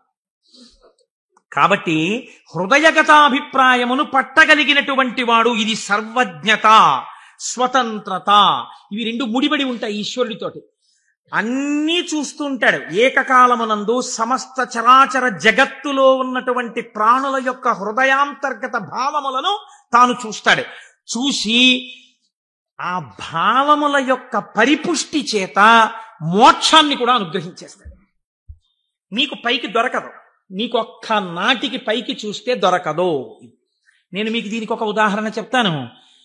మనం ఇవి వినటం చేతనే పరమశివుడు ప్రసన్నుడవుతాడు. పెరియ పురాణం అని మనకి నాయనార్ల చరిత్ర చెప్తుంది. అందులో శాక్య నాయనార్ అని ఒక నాయనార్. ఆయనకి గొప్ప శివభక్తి తత్పరుడు. కానీ ఆయన ఉన్నటువంటి రోజులు ఎటువంటివంటే శివుడి గురించి మాట్లాడడం కానీ, శివ అన్న నామం చెప్పడం కానీ, శివార్చన చెయ్యడం కానీ కుదరనటువంటి భయంకరమైన పరిస్థితులలో ఆనాటి రోజులున్నాయి. లోపల పరమభక్తి, శివారాధన చెయ్యాలని. కాంచీపురంలో ఉండేవాడు మహానుభావుడు. శివలింగాన్ని ఒక దాన్ని తీసుకొచ్చి రోడ్డు మీద పెట్టారు ఆ రోజుల్లో. ఈయన కోరిక ఏమిటంటే మనసులో ఒక్కసారి ఆ శివలింగం దగ్గరికి వెళ్ళి ఇన్ని పువ్వులు పట్టుకొని కాస్త 2 నామాలు చెప్ప శివలింగం మీద పూలెయ్యాలని. ఆ రోజుల్లో పరిస్థితి ఏమిటంటే శివలింగం మీద పూలు ఎవడైనా వేశాడో, శివుడికి నమస్కరించాడో ప్రళయమే. కాబట్టి ఇప్పుడు ఎలా శివ పూజ చేయడం? ఆయన ఏమించుకున్నాడంటే మార్గం, శివార్చన చేయని వాడిలా పైకి కనపడాలి, లోపల శివార్చన చేస్తున్న కోరికకి తీరాలి. అందుకని ఆయన అటుగా వెడుతూ రోజు అన్నం తినే ముందు కళ్ళంబట నీళ్లు పెట్టుకుని, శివ నీ పూజ చెయ్యకుండా ఎలా తిననయ్యా అన్నమని ఆ రోడ్డు మీద ఉన్న శివలింగం దగ్గరికి వెళ్ళి శివుడివా నువ్వు శివుడివా అనో రాయి తీయడం. ఇంత పెద్ద చామంతి పువ్వు నా చేత్తో పట్టుకున్నాను అనుకుని శివట నిలబడేసేవాడు. లోపల చామంతి పువ్వు వేశాను, శివుడివా అని మళ్ళీ ఇలా తీయడం, శివ అని మళ్ళీ ఇలా ఓ రాయేయడం. ఇంత బొడ్డు మల్లె వేశాను. పరమశివుడి పాదాల మీద ఏం పడ్డాయో తెలుసా అండి? చామంతి పూలు, మల్లెపూలు పడ్డాయి. చూసే వాళ్ళందరూ ఏమనుకున్నారో తెలుసా అండి? వీడు అసలు నిజంగా మన మాట వింటున్నవాడు, చూసావా శివలింగం మీద రాళ్ళు వేస్తున్నాడు వీడు, వీడిని మనం చాలా గౌరవంగా చూడాలనుకున్నాం. లోకానికి అర్థం అవుతుందా, శివుడికి అర్థం అవుతుందా? శివుడికి అర్థం అవుతుంది. ఇది శాక్యనాయనార్ జీవితం. ఇంతే ఆయన పూజ. ఇది ఆర్తిలోంచి వచ్చిన పూజ. ఒకరోజు ఆయన అన్నం తినడానికి కూర్చున్నాడు, భార్య వడ్డించింది. వడ్డిస్తే అన్నం తినబోయాడు. శర్వహ అనో నామం జ్ఞాపకానికి వచ్చింది. ఈ అన్నం నాకు పెట్టినవాడు శంకరుడు, లోపలికెడితే జీర్ణం చేస్తున్నవాడు శంకరుడు, అగ్నిని ఆదేశించి అన్నాన్ని ఉడికేటట్టుగా నా ఇంట పాచకుణ్ణి చేసినవాడు శంకరుడు, నీటిగా ఈ అన్నం ఉడికేటట్టు కలిసినవాడు శంకరుడు. నేను శంకరుణ్ణి. నేను పశువు తిన్నట్టు ఈ అన్నం తినడానికి వచ్చాను. ఇవాళ శివలింగం మీద 4 పువ్వులు వేయడం మర్చిపోయానని అన్నపు పళ్ళెం దగ్గర లేచి భార్యకి చెప్పకుండా పరుగున శివలింగం దగ్గరికి వెళ్ళాడు. పూజ చేయకూడదు. పరిస్థితులు ఎలా ఉన్నాయి? నిలబడి 4 రాళ్లు తీసి శివుడివా అని మళ్ళీ వేశాడు. వేస్తూ ఇంతకన్నా చెయ్యలేకపోతున్నానయా అని కన్నుల నీరు కార్చాడు. వెంటనే ఈశ్వరుడు ఆయనకి నటరాజమూర్తిగా సాక్షాత్కరించి తనలోకి కలిపేసుకున్నాడు. ఇప్పుడు మీరు చెప్పండి, శాక్యనాయనార్ జీవితంతో మీకేమర్థం అవుతోంది? మహేశ్వరుడన్న శబ్దం చేత మీ సంకల్పములను, మీ హృదయ శుద్ధిని, మీ చిత్తశుద్ధిని చూడగలిగిన వాడు. ఇది ఆయన స్వతంత్రత. ఇప్పుడు మీరు బాహ్యంలో ఆయన లోపల చేసింది మీకు తెలియదు. అంటే శంకరుడి మీద రాళ్లు వేసినటువంటి వాడికి మోక్షం ఇచ్చిన వాడు శంకరుడు అని మీరు సిద్ధాంతం చేశారనుకోండి, మీరు నేను అలా వేస్తే ప్రమాదాలు వస్తాయి. కాబట్టి లోపల ఏ భావనతో ఒక్క రాయి వేసినా దాన్ని భావనకి అనుగుణంగా తీసుకుని ఉద్ధరించి, చాలు పొంగిపోయాను రా నీ భక్తికని అన్నం విడిచిపెట్టి 4 రాళ్లతో పూజ చేసిన వాడికి మోక్షం ఇచ్చినవాడు. ఇలా చేస్తే మోక్షం ఇవ్వాలని ఏమైనా రూల్ ఉందా? అలా నియమాలు ఏమి ఉండవు. ఈశ్వరుడి స్వతంత్రత, ఆయన ఇయ్యగలడు.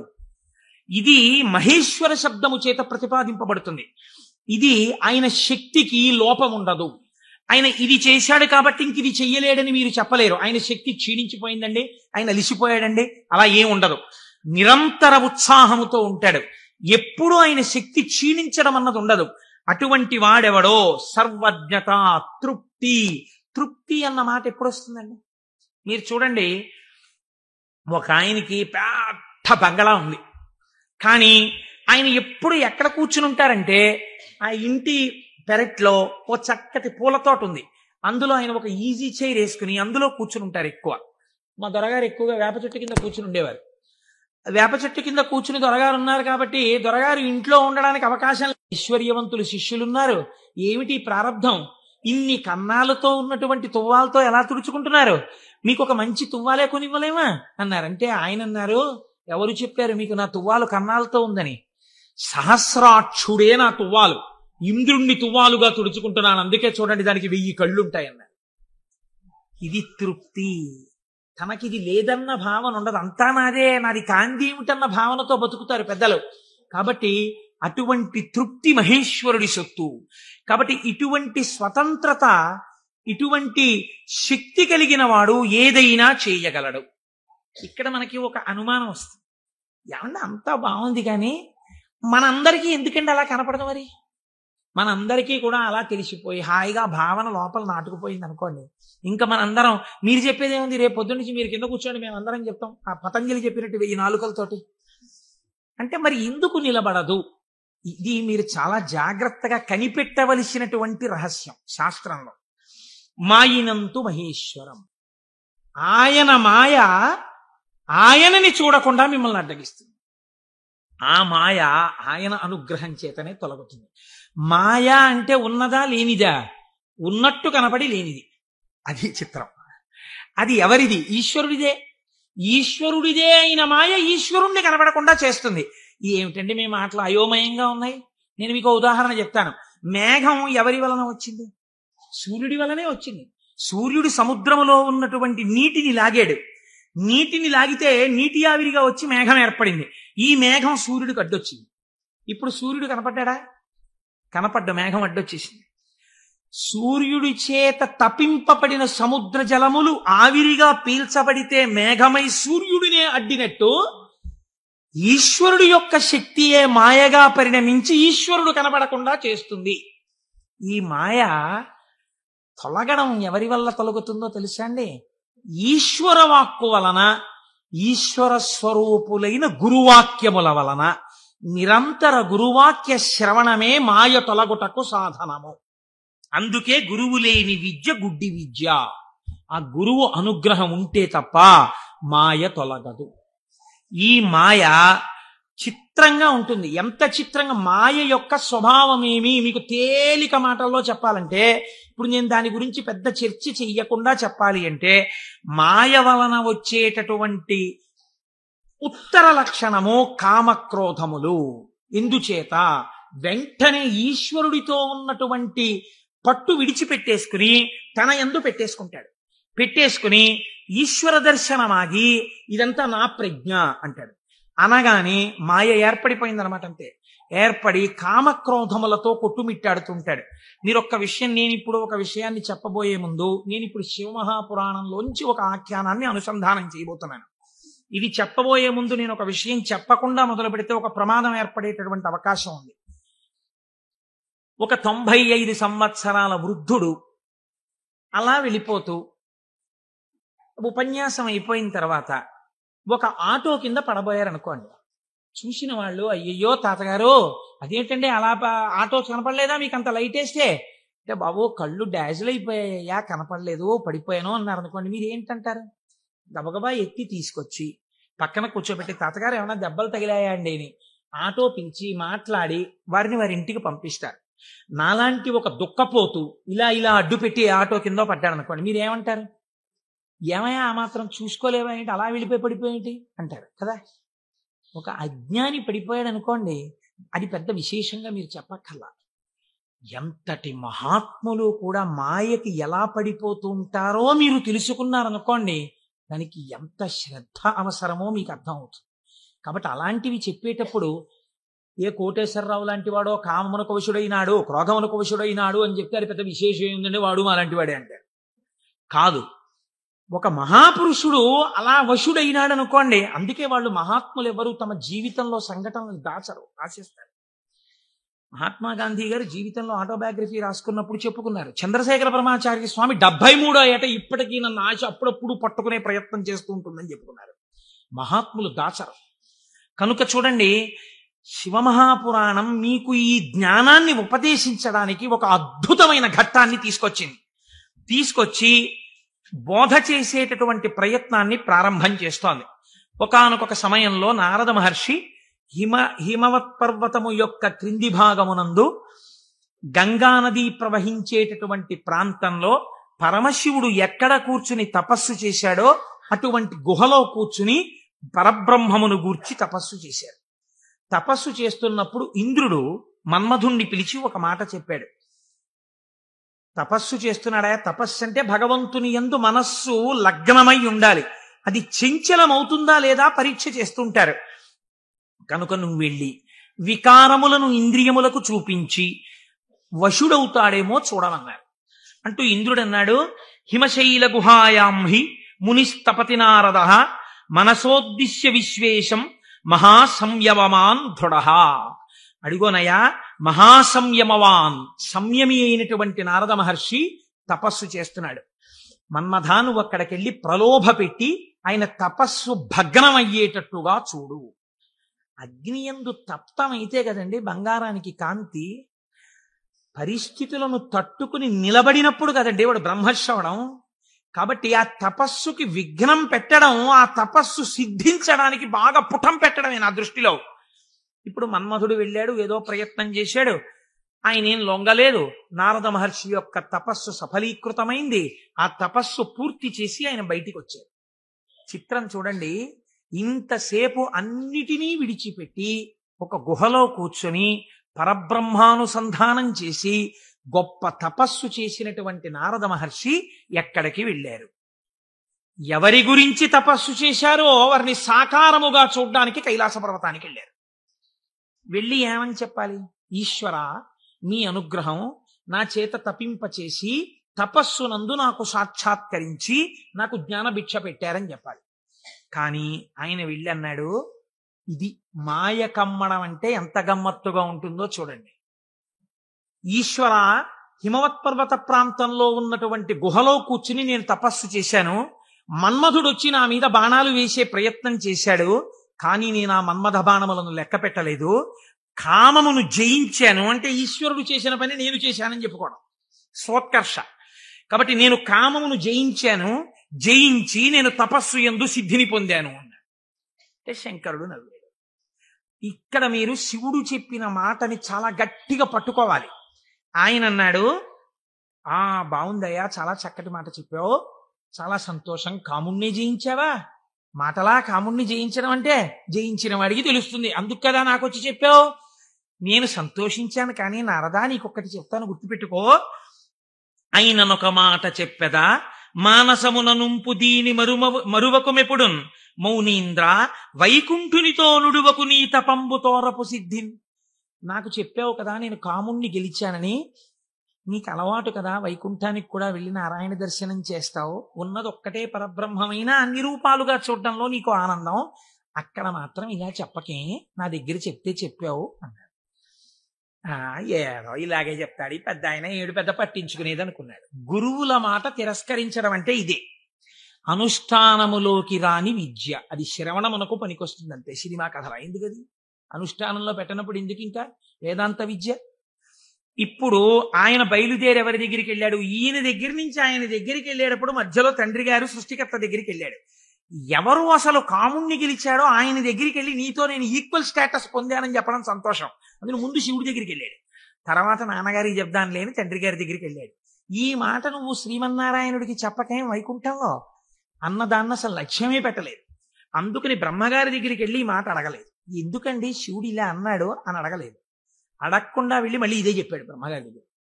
నాన్నగారు నేను తపస్సు చేశానండి, మన్మధుడు వచ్చి బాణాలు వేశాడండి, అయినా నేను చెల్లించలేదండి, కాముణ్ణి గెలిచాను, తపస్సు యందు సిద్ధిని పొందాను అన్నాడు. బ్రహ్మగారు అన్నాడు, ఊరే నాన్న అలా అనకూడదురా, నేను నీకో మాట చెప్తాను విను.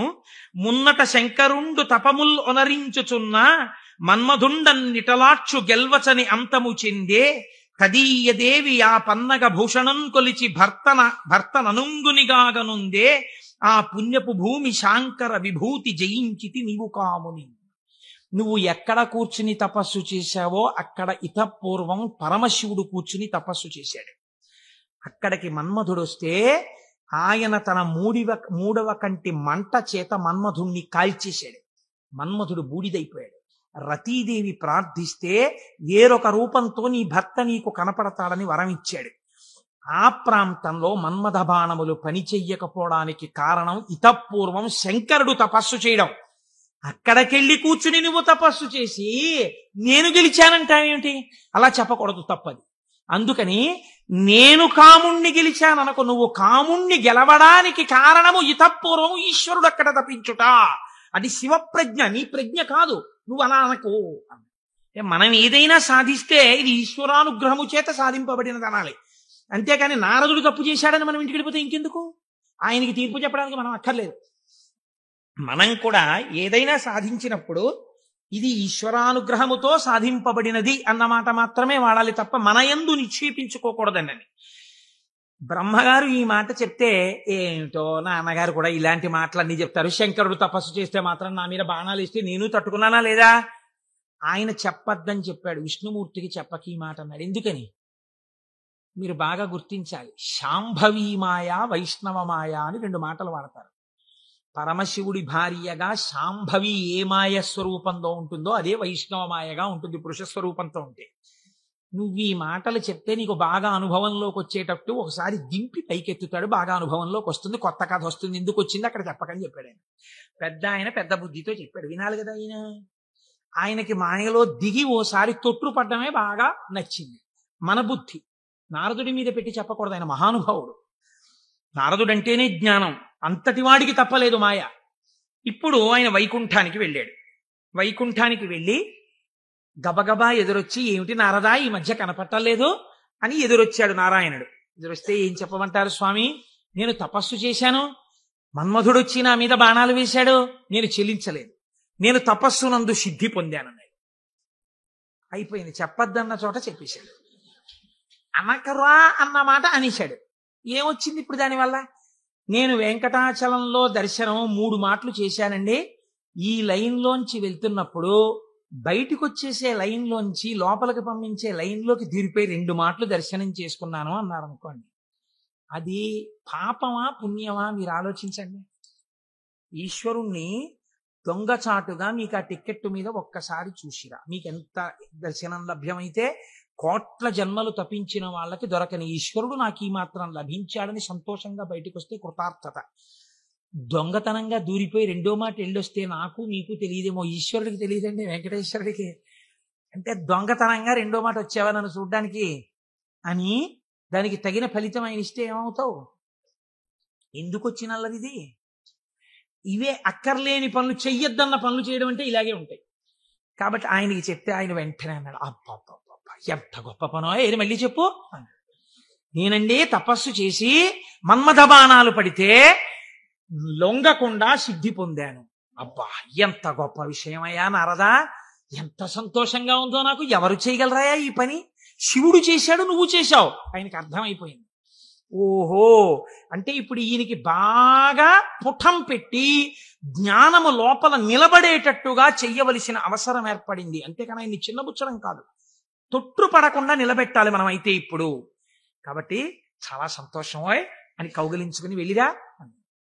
ఇప్పుడు మాయ ప్రారంభం అయిపోయినట్టే కదండి, అది నడిపిస్తుంది ఎటు వెళ్ళాలో. ఈయన బయలుదేరి వెడుతున్నాడు.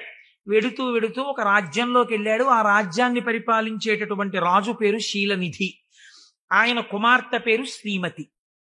వెళ్ళి ఆ శీలనిధి అనబడేటటువంటి రాజు యొక్క అంతఃపురంలోకి వెళ్ళాడు. మహానుభావుడు నారదుడు వచ్చాడన్నాడు, స్వాగతం చెప్పారు, పాదములు కడిగారు, తీసుకొచ్చారు, కూర్చోపెట్టారు. వాళ్ళ అమ్మాయిని తీసుకొచ్చారు. అమ్మాయినికి నమస్కారం చెయ్యమ్మా అన్నారు. ఆ పిల్ల నమస్కారం చేసింది. మా పిల్లకి ఎటువంటి వరుడు వస్తాడో చెప్పండి అన్నారు. ఆ పిల్ల యొక్క చెయ్యి చూసి త్రికాలవేది నారదుడంటే తెలియందే ఉందండి. ఆయన అన్నాడు, లక్ష్మీదేవికి భర్త ఎవడో, ఎవడు సర్వవ్యాపకుడో, ఎవడు నిరంతరము లోకము చేత పూజింపబడుతుంటాడో, ఎవడు మహానుభావుడో అటువంటి శ్రీ మహావిష్ణువుకు ఈమె ఇల్లాలవుతుంది అన్నాడు.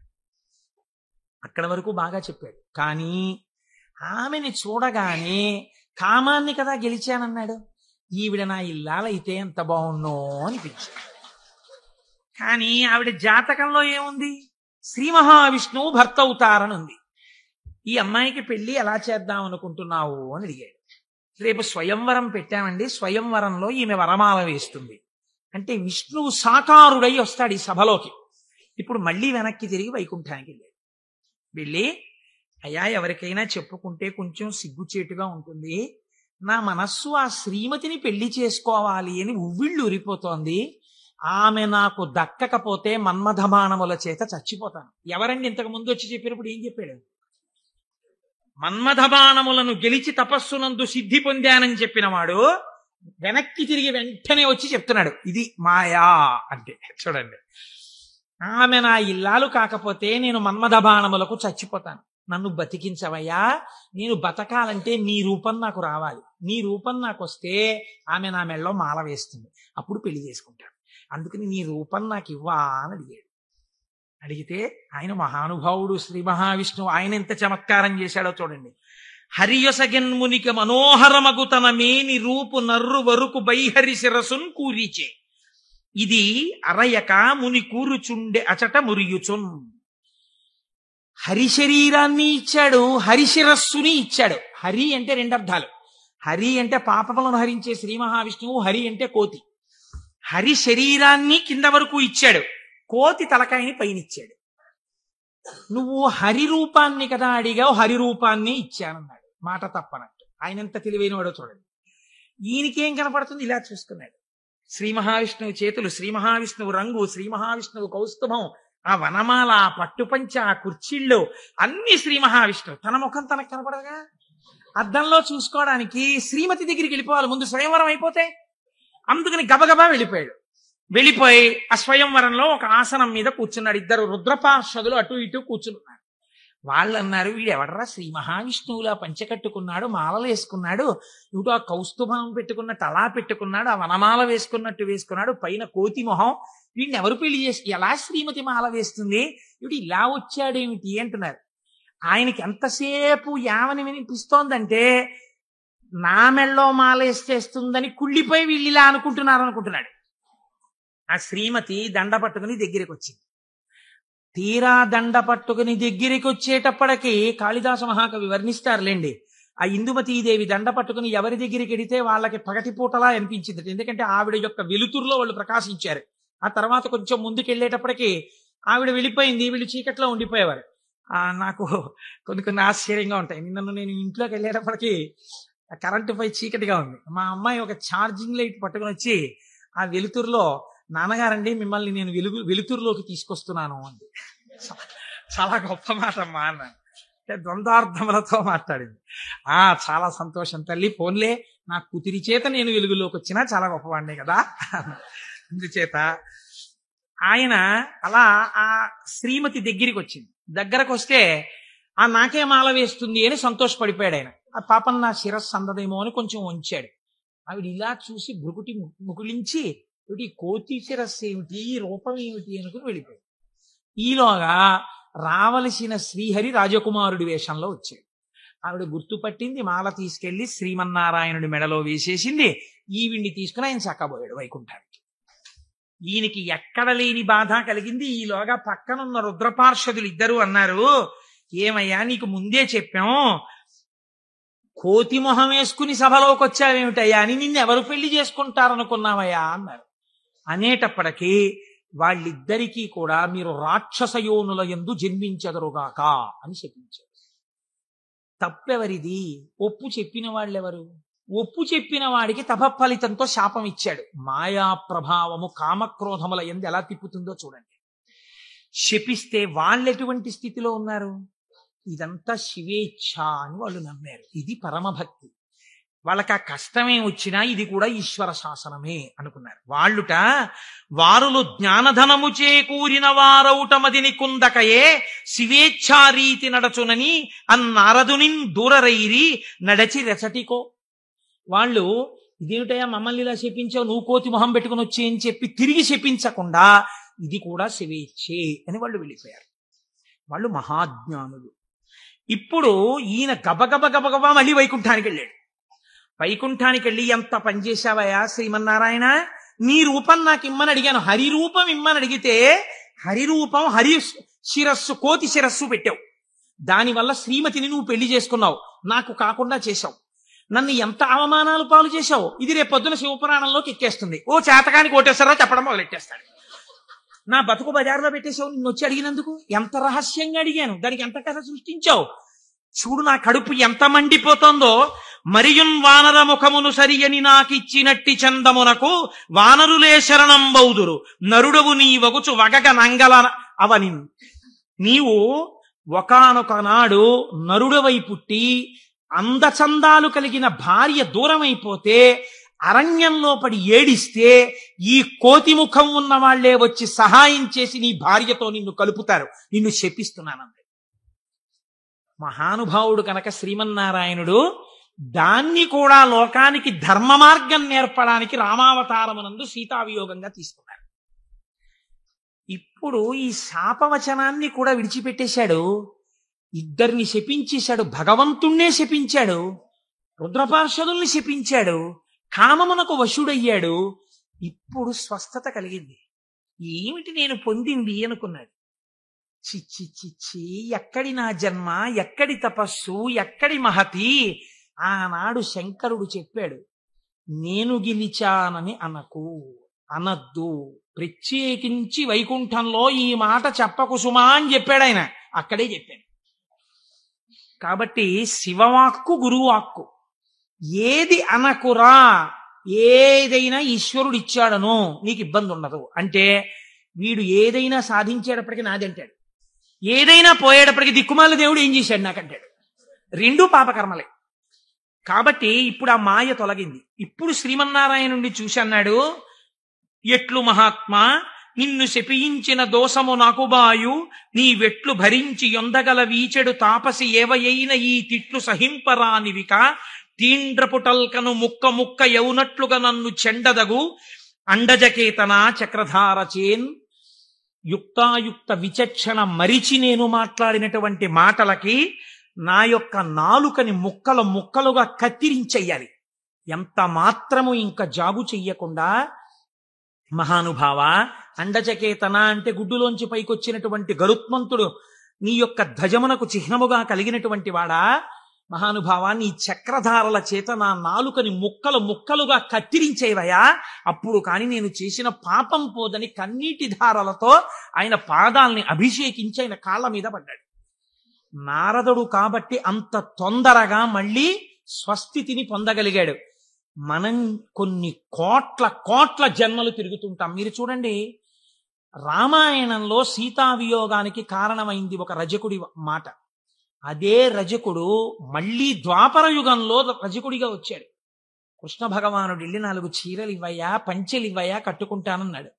ఎట్టట్రా మనుజేంద్ర చెలమలు మీ కియ్యంబాడియే మిరలుం కట్టంబోలుదురే, పయోఘృతదది క్షీరంబులన్మెక్కి ఇట్లాడంజనుగాక, గొల్లలకు మీకి భంగి నోరారెడిన్ కట్టా ప్రణంబులు కొలుపోయదుసు మీ కంసోద్ధతిన్ బాలక. ఆయన 4 పంచెలు ఇవ్వరా అంటే వీడి ఇన్ని మాటలు మాట్లాడు. ఎట్టెట్రా, ఏంట్రా నీకు రాజుగారి బట్టలు కావలసి వచ్చాయా? బాగా నందవ్రజంలో పాలు వెన్న తిని ఒళ్ళు కొవ్విందా? నీకు రాజు పంచెలు కావాలా? పంచె కట్టుకోవడం కాదురా, ఈ మాట తెలిస్తే కంసప్రభువుకి ఏమవుతావో తెలుసా, ముక్కలైపోతావు అంటే. కృష్ణ భగవానుడు అన్నాడు, అన్నయ్యా ఇంకొక అవకాశం ఇచ్చి చూశా, సరేనని ఒక పంచె ఇస్తే చేసిన పాపం తీసేద్దామని చూశా. యుగం మారిపోయినా వీడి బుద్ధి మారలా. ఈ తల ఇక మామూలుగా పనికిరాదు, నీ గుద్దొక్కటి గుద్ది 1000 వ్రక్కలు చేయన్నయ్యా శిరస్సునన్నాడు. ఒక్క గుద్దు గుద్ది 1000 ముక్కలు చేశారు. నోటి మాట సంస్కారంగా ఉండాలి. మాట సంస్కారంగా ఉండడం మొదట నేర్చుకుంటే చాలా తప్పులు దిద్దబడిపోతాయి. అందుకే శివుడు చెప్పింది ఈ మాట వైకుంఠంలో చెప్పకు. నీవు ఏది చేసినా ఈశ్వర ప్రజ్ఞకి ముడిపెట్టు. నీ కొడుక్కో ర్యాంక్ వచ్చింది, ఇది ఈశ్వరానుగ్రహం అండి. మా అబ్బాయికో ర్యాంక్ వచ్చింది. నువ్వు మంచి పంచె కట్టుకున్నావు, ఈశ్వరానుగ్రహం అండి. ఓ పంచె కట్టుకున్నాను. నువ్వు ఒక ఉపన్యాసం చెప్పగలిగావు, అది పరమేశ్వరానుగ్రహం అండి. నా చేత ఒక ఉపన్యాసం చెప్పించాడు, ఈశ్వరానుగ్రహం అండి, నేను శివమహాపురాణం వినగలిగాను అను. నేనన్న మాట అన్నావా ఇబ్బందిలోకి వెళ్ళిపోతావు. ఇది అనకు. మొదట దిద్దుకోవలసినది వాక్కు దిద్దుకో. రజోగుణ తమోగుణ భూయిష్టమైన వాక్కులు మాట్లాడకు, అవి నీ సంస్కారం అయిపోతాయి. ఈ సంస్కారము నిన్ను జన్మ జన్మాంతరములు తిప్పుతుంది. నారదుడు కాబట్టి మహానుభావుడు గంటలో సర్దుకున్నాడు. మనం ఎంతటి వాళ్ళం? మాయ ఎంత గొప్పదో చూడండి. ఇది మహేశ్వర శక్తి. ఈ మాయ ఎలా తొలగుతుంది అంటే దీనికి ఒక్కటే లక్షణం. ఆ మాయయే అమ్మవారి స్వరూపం. మీరు గట్టిగా ఆవిడ పాదాలు పట్టుకున్నారనుకోండి, పట్టుకుంటే ఆవిడే మిమ్మల్ని దగ్గరికి తీసుకుని, అందుకే చేతిలో పాశం పట్టుకుని ఉంటుంది. ఈశ్వర భక్తిని మీకిచ్చి మీ చేత ఈశ్వర సేవ చేయించి ఈశ్వరుడిలో మిమ్మల్ని ఆవిడే కలుపుతుంది. ఆవిడే ఆ పనినంతటినీ తీసుకుంటుంది. ఇది చిత్రంగా ఉంటుంది. ఎలా ఉంటుందంటే, తరచుగా చెప్తూ ఉంటాను నేను ఒక కత్తి నేను అలా వెడుతూ ఉంటే రోడ్డు మీద ఒక దొంగ పరిగెత్తుకుంటూ కత్తి పట్టుకుని నా వెనక వచ్చాడు అనుకోండి, నేను పరిగెడుతుంటాను. దొంగ కత్తి పట్టుకుని నా వెంట పరిగెడుతుంటాడు. నేను ముందు పరిగెడతాను, నా వెనక దొంగ పరిగెడుతుంటాడు. పరిగెడుతుండగా దొంగ రాయి తన్నుకుని పడిపోయి కత్తి అంత దూరంలో పడిపోయింది అనుకోండి. ఇప్పుడు నేను నిజానికి దొంగని ఏం చేయగలిగిన ధైర్యం నాకేం లేదు, కానీ కత్తి తీసుకుని ఇలా నిలబడ్డాను నేను. దొంగ పరిగెడుతున్నాడు. ఇప్పుడు ఎందుకు పరిగెడుతున్నాడే? దొంగ చేతి కత్తి నా చేతిలోకి వచ్చింది. ఇన్నాళ్ళు మిమ్మల్ని తిప్పిన కామం, ఆ కామపాశాలు అమ్మవారి పాదాలు పట్టుకుంటే భక్తి పాశాలుగా మారిపోయాయి. ఈ మార్పుకి మీరు అమ్మవారి పాదాలు పట్టుకుంటే చాలా ఆవిడ మాయాశక్తి. ఇటు తిప్పిన ఆవిడ అటు తిప్పేస్తుంది. మాయాపాశాన్ని భక్తిపాశం చేసేస్తుంది. లోకమనందు తిరిగిన పంచతన్మాత్రల్ని ఈశ్వరుడి వైపుకి తిప్పేస్తుంది. తిప్పేసి ఈశ్వరుడిలో కలిపేస్తుంది. కాబట్టి ఇప్పుడు మీరు మాయా అన్న అవనికని పైకెత్తి శివుడితో కలుపుతుంది. ఇది మహేశ్వరుణ్ణి చేరుకోవడానికి మార్గం. ఆ మార్గమునకు మొట్టమొదటి పొరపాటు వాక్కునందు కలుగుతుంది. ఈ వాక్కునందు అలా చెయ్యకో. ఈశ్వర ప్రజ్ఞని గుర్తెరుగు, ఈశ్వరానుగ్రహాన్ని గుర్తెరుగు. ఇది మనకి బోధ చెయ్యడం ఈ మాహేశ్వర నామమును, మహేశ్వర నామాన్ని అడ్డుపెట్టి మనకి నేర్పింది. ఇదే పరమశివుణ్ణి పక్కనే ఒక చిత్రమైన నామంతో పిలుస్తారు. శంభు అని పిలుస్తారు. శంభు అంటే ఏమిటో తెలుసా అండి? శం అంటే నిరతిశయమైనటువంటి సుఖము లేదా సుఖము. భావయతి కల్పించువాడు. మీరు చూడండి, ఒక వస్తువు ఉంటుంది. ఆ వస్తువు యొక్క సుఖానుభూతిని మీరు ఎప్పుడు పొందుతారు? ఒక వస్తువు యొక్క సుఖానుభూతిని మీరు ఎప్పుడు పొందగలరు అంటే ఆ వస్తువు మీ చేత అనుభవింపబడినప్పుడు. ఉదాహరణకి నాకు ఒక లడ్డు అంటే చాలా ఇష్టం అనుకోండి. ఆ లడ్డూని తీసుకొచ్చి మీరు ఇలా చూపించి, కోటేశ్వరారు మీకోసమే తెచ్చాం ఈ లడ్డు అన్నారనుకోండి. నేను ఆ లడ్డూని ఇలా చూసి నా కోరిక తీరుతుంది అంటానా? అనను. మీకోసమే అన్న చేతిలో పెట్టారు, చాలా బాగుంది అని ఇలా పెట్టుకుని తినబోతాను. తినకండి, మీకు ఈ లడ్డు ఎందుకు తెచ్చానో మీకు శుభవార్త చెప్పాలి. అది చెప్పాక తిందురు కాదు. ఇప్పుడు నా కోరిక తీరిపోయిందా? తీరలేదు. ఆయన శుభవార్త చెప్పబోతుంటే సెల్ ఫోన్ మోగింది. ఉండండి చెప్తాను అని అక్కడికి వెళ్ళి గంట సేపు మాట్లాడుతున్నాడు. లడ్డు ఇలాగే ఉంది, నేను ఇలాగే ఉన్నాను. తీరిందా? తీరలేదు. ఆయన తర్వాత వచ్చి ఏదో చెప్పి ఇప్పుడు తినండి అన్నాడు. ఇప్పుడు నేను దాన్ని తీసి ఇలా నాలుక మీద పెట్టుకుని అలా పడేశాను. గభాలన కంట్లో ఏదో పడి ఇలా అన్నాను, అది కింద పడింది. తీరిందా నా కోరిక? తీరలేదు. నాలుక మీద పడింది రెండో ముక్క. అమ్మయ్యా అన్నాను, ఇప్పుడు నా కోరిక తీరింది కదండి. వస్తువు ఉండడానికి, అది మీ అనుభూతిగా మారడానికి మధ్యలో చాలా తేడా ఉంటుంది. ఈ శక్తి మీ యందు నిలబెట్టేవాడు ఈశ్వరుడు. అందుకే ద్రాపే అంధస్సస్పతే దరిద్రం నీలలోహిత అంటుంది రుద్రాక్షరే. సుఖమునకు కావలసిన వస్తువు ఉండడం వేరు, సుఖముగా బ్రతకడం వేరు. ఒకడు కోటీశ్వరుడు ఉంటాడు, కానీ వాడు నిన్న రాత్రి మిగిలిపోయినటువంటి చద్దన్నాన్ని ఇవాళ మధ్యాహ్నం పులిసిపోయిన పెరుగుతో తింటాడు. కేవలం సుఖానుభవం కాదు.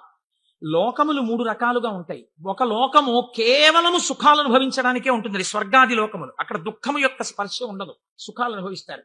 ఇంకొక లోకం ఉంటుంది, అక్కడ సుఖం అన్నది ఉండదు. ఎప్పుడు ఏడుపులు, పెడబబ్బలు, కేకలు, అరుపులు, భయంకరంగా ఉంటుంది. అది నరకం. సుఖం దుఃఖం 2 ఉంటాయి. ఓ రోజున తప్పట్లు కొట్టేస్తూ పొంగిపోతూ నేనే అంటుంటాడు, ఇంకో రోజున కుమిలిపోతూ ఏడుస్తూ ఉంటాడు. అదే భూలోకం. ఇక్కడ కొన్నాళ్ళు సుఖం, కొన్నాళ్ళు దుఃఖం. పొద్దున్న 10ంటికి సంతోషంగా ఉంటాడు, సాయంకాలం 4ంటికి ఏడుస్తూ ఉంటాడు. సుఖం దుఃఖం 2 అనుభవిస్తూ ఉంటాడు. సుఖ దుఃఖములు రెండూ ఉన్న భూలోకమునందు మీరున్నారు. ఇక్కడి నుంచి బాగా గుర్తుపెట్టుకోండి, మీకు రెండే మార్గాలు ఉన్నాయి. ఒకటి, పూర్ణ దుఃఖమును కలిగిన లోకంలో కన్నా వెళ్ళొచ్చు, పూర్తి సుఖం కలిగిన లోకంలో కన్నా వెళ్ళొచ్చు. సుఖ దుఃఖాలు కలిగిన లోకంలోకి ఇంకా మీకు టికెట్ లేదు. అంటే మళ్ళీ ఎందుకండి ఇందులోకి? కాబట్టి ఒంటి మీద కొరడాలతో కొట్టేస్తూ, మరిగిపోయిన నూనెలో ముంచేస్తూ, ఏదో చీవు నెత్తురు నదుల్లో ముంచేస్తూ అది కావాలా? హాయిగా సంతోషంగా పెద్దలతో కూర్చుని ఏదో ఆనందంగా ఉండడం, అమృతం తాగడం, ఇలాంటివి కావాలా? అంటే లౌకికంగా కోరుకుంటే పోనీ స్వర్గం కోరుకోండి. నరకానికి ఎడదాం అనుకోకూడదంటే మీకు ఒక లక్షణం ఉండాలి. వెంటనే మీకు ఒకటి కావాలి. ఏమిటి కావాలి?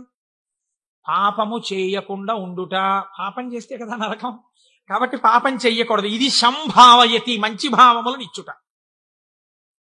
ఇది ఎలా వస్తుంది అన్నారు శాస్త్రంలో. ఇది ఎలా కలుగుతుందండి అన్నారు. దీనికి ఒక ప్రతిబంధకం ఉందండి, అంత తేలిక కాదు. శివమహాపురాణం మీ జీవితాన్ని కరెక్ట్ చేస్తుంది.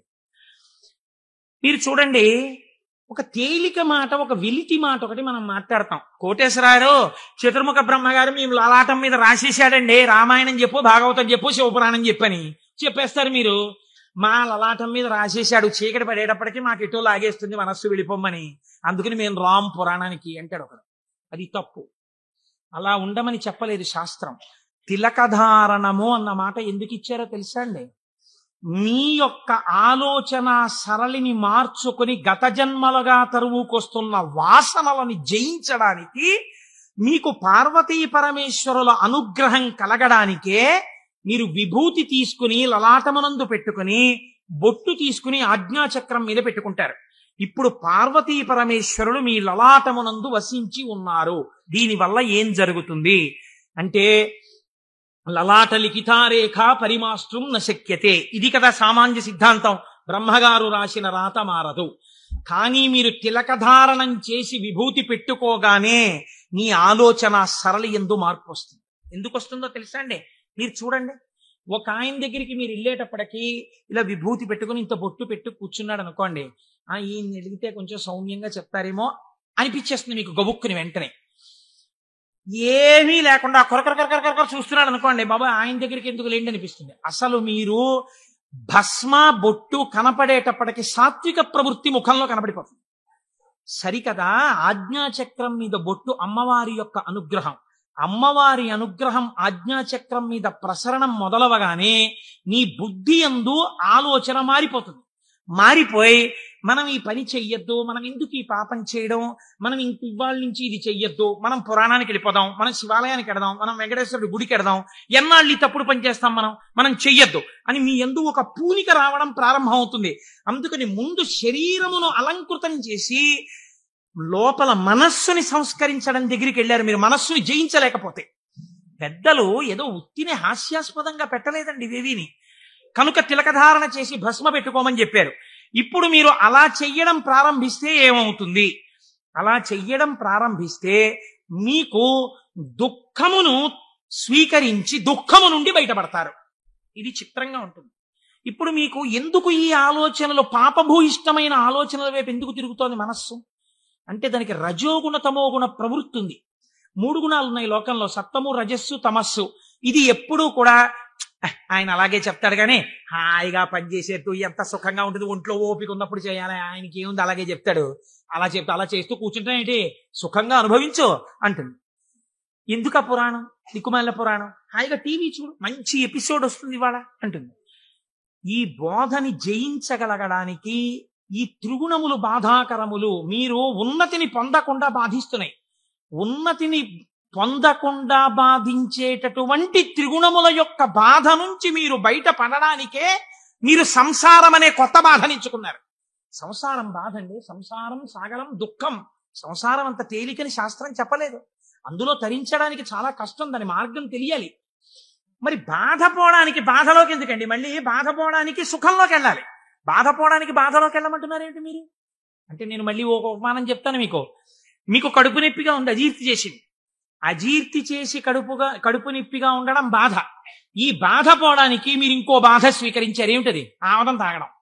ఆమదం తాగడం సంతోషంగా ఉంటుంది ఏంటి ఎవరికన్నా? ఆమదం తాగడం బాధే. కానీ మరి బాధతో కూడినటువంటి ఆమదము త్రాగుట అన్నది ఎందుకు చేశారు? కడుపు నిప్పి అజీర్తి అన్న బాధ నుంచి విముక్తమగుట కొరకు. సత్వరజస్తమో గుణములన్న 3 గుణముల నుంచి బయట పడడానికే సంసారములోకి ప్రవేశించి సుఖములు అనుభవించి ఈ సుఖములు సుఖములా అన్న ప్రశ్న వేసుకుని ఈ సుఖములు సుఖములు కావు, నిజమైన సుఖము ఈశ్వరుడే అన్న లక్షణాన్ని ఏర్పరచుకుని వైరాగ్య సంపత్తిని పెంపొందించుకోవడం, దాని వలన ఇంకా ఇంద్రియములు మనస్సు చెలించని స్థితికి వెడతాడు. ఇంద్రియాల్ని గెలవడం కాదు, మనస్సు కదలని స్థితికి పూర్ణ వైరాగ్యం అని పేరు. మీరు చూడండి, గాలి వెళ్ళిపోతూ మల్లెపూల మీద గెడుతుంది, నేను మల్లెపూల నుంచి వస్తున్నానని పొంగిపోదు. అశుద్ధం మీద గెడుతుంది, చిచి నేను అశుద్ధం మీదకి వెళ్ళానని బాధపడదు.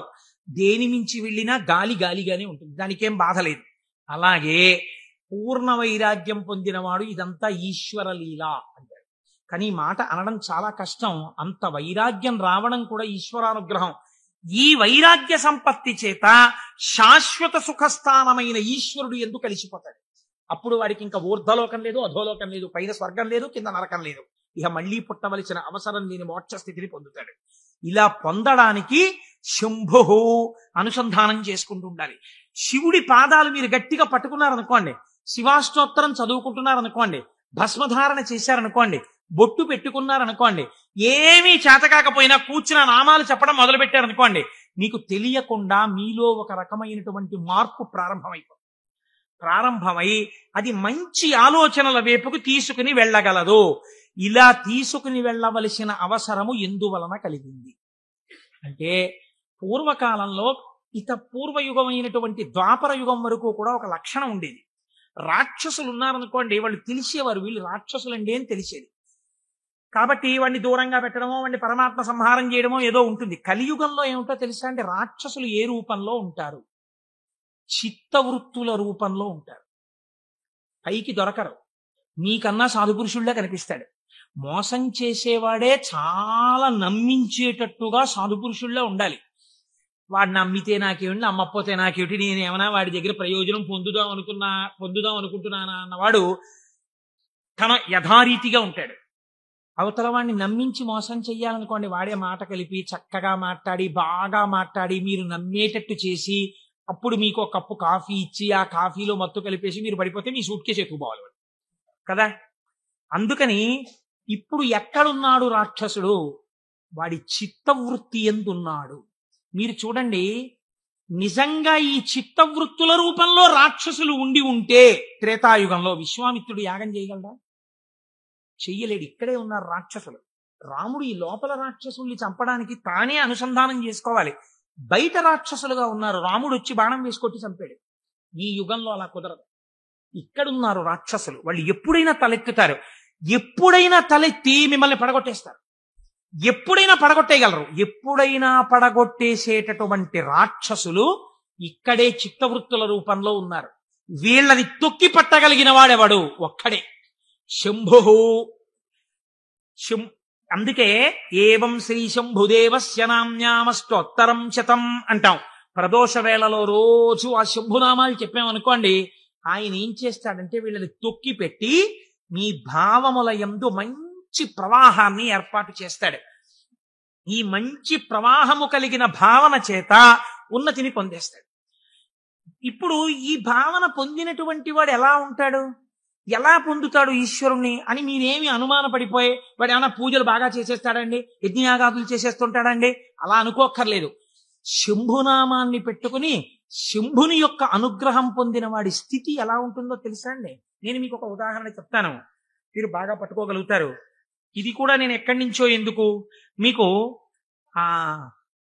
రుద్ర పశుపతి నాయనార్ అని ఒక నాయనారు ఉన్నారు. 63 మంది నాయనార్లలో మనం సాధారణంగా ఏం చేస్తాం, రుద్రం చదవండి అన్నాం అనుకోండి. సన్యాసి కూడా రుద్రం చదవాలి. సన్యాసులు కూడా రుద్రం పారాయణ చెయ్యమని శాస్త్రం విధించింది. ఎందుకో తెలుసా అండి, అభిషేకం చేయకపోయినా రుద్రాన్ని పారాయణ చేస్తే వెంటనే పాపాలు పటాపంచలవుతాయి. ఆ పశుపతి నాయనారికి ఒక లక్షణం ఉండేది. ఆయన రోజు కూర్చుని రుద్రాధ్యాయం చదువుతూ ఉండేవాడు. చదువుతున్నప్పుడు ఆయనకు ఒక అనుమానం వచ్చింది.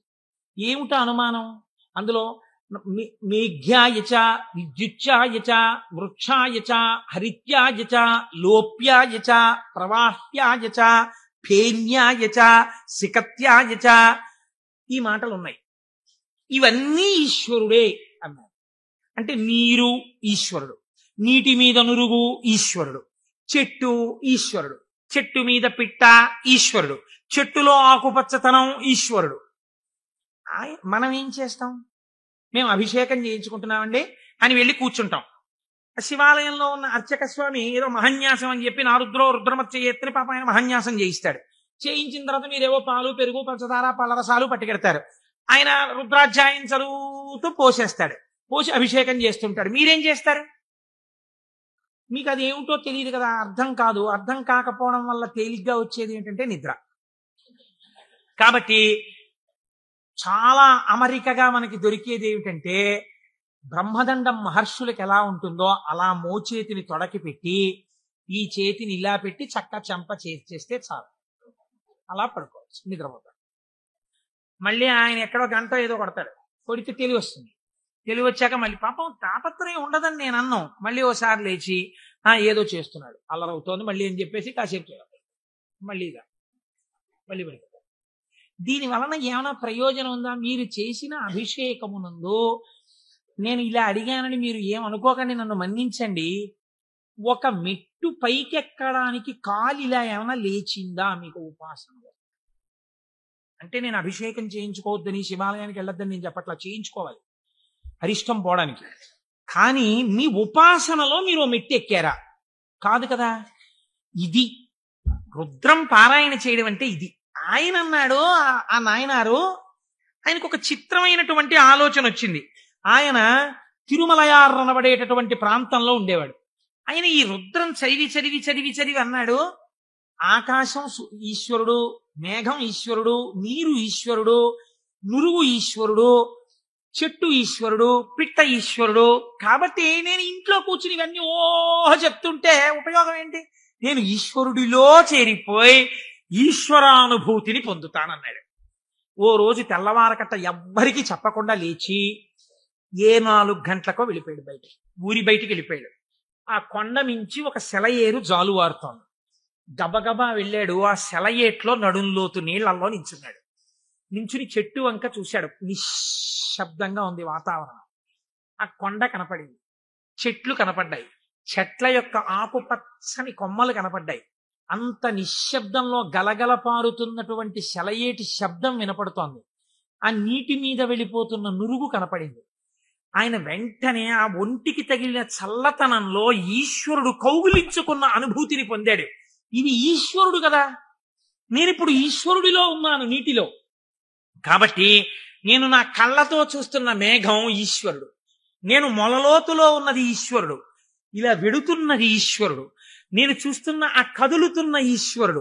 నాకు ఇంట్లో చదువుతున్నప్పుడు అలా బిగిసిపోయినట్టుగా ఉన్న ఈశ్వరుడు కనపడేవాడు. ఇప్పుడు ఇన్ని చేతులతో కాళ్లతో కదులుతూ నన్ను కౌగిలించుకున్నాడు ఈశ్వరుడు అని గట్టిగా గొంతెత్తి నమ పేన్యాయ చ సికత్యాయ చ ప్రవాహ్యాయ చ నమ వృక్షాయ చ హరిత్యాయ చ లోప్యాయ చ అని పారాయణ చేశాడు.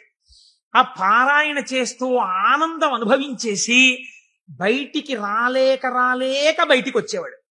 బయటికి వచ్చి ఒళ్ళు తుడిచేసుకుని పొడి బట్ట కట్టుకుని ఇంటికి వెళ్ళిపోయేవాడు. మళ్ళీ మధ్యాహ్నం అయ్యేది. ఆ చెరువు దగ్గరికి వెళ్ళి సంధ్యావందనం చేసుకుంటాననేవాడు. మళ్ళీ వెళ్ళిపోయి మళ్ళీ అందులో నించునేవాడు. మళ్ళీ శివుడు అబ్బా కదులుతున్నాడు. అవుగో అవే ఆయన చేతులు, నా స్వామి ఇలా అంటున్నాడు, చేతులు ఊపుతున్నాడు, రా రా రా అని పిలుస్తున్నాడు, అవే కొమ్మల రూపంలో ఊగుతున్నాయి. నా స్వామి ఇదిగో ప్రవహిస్తున్నాడు.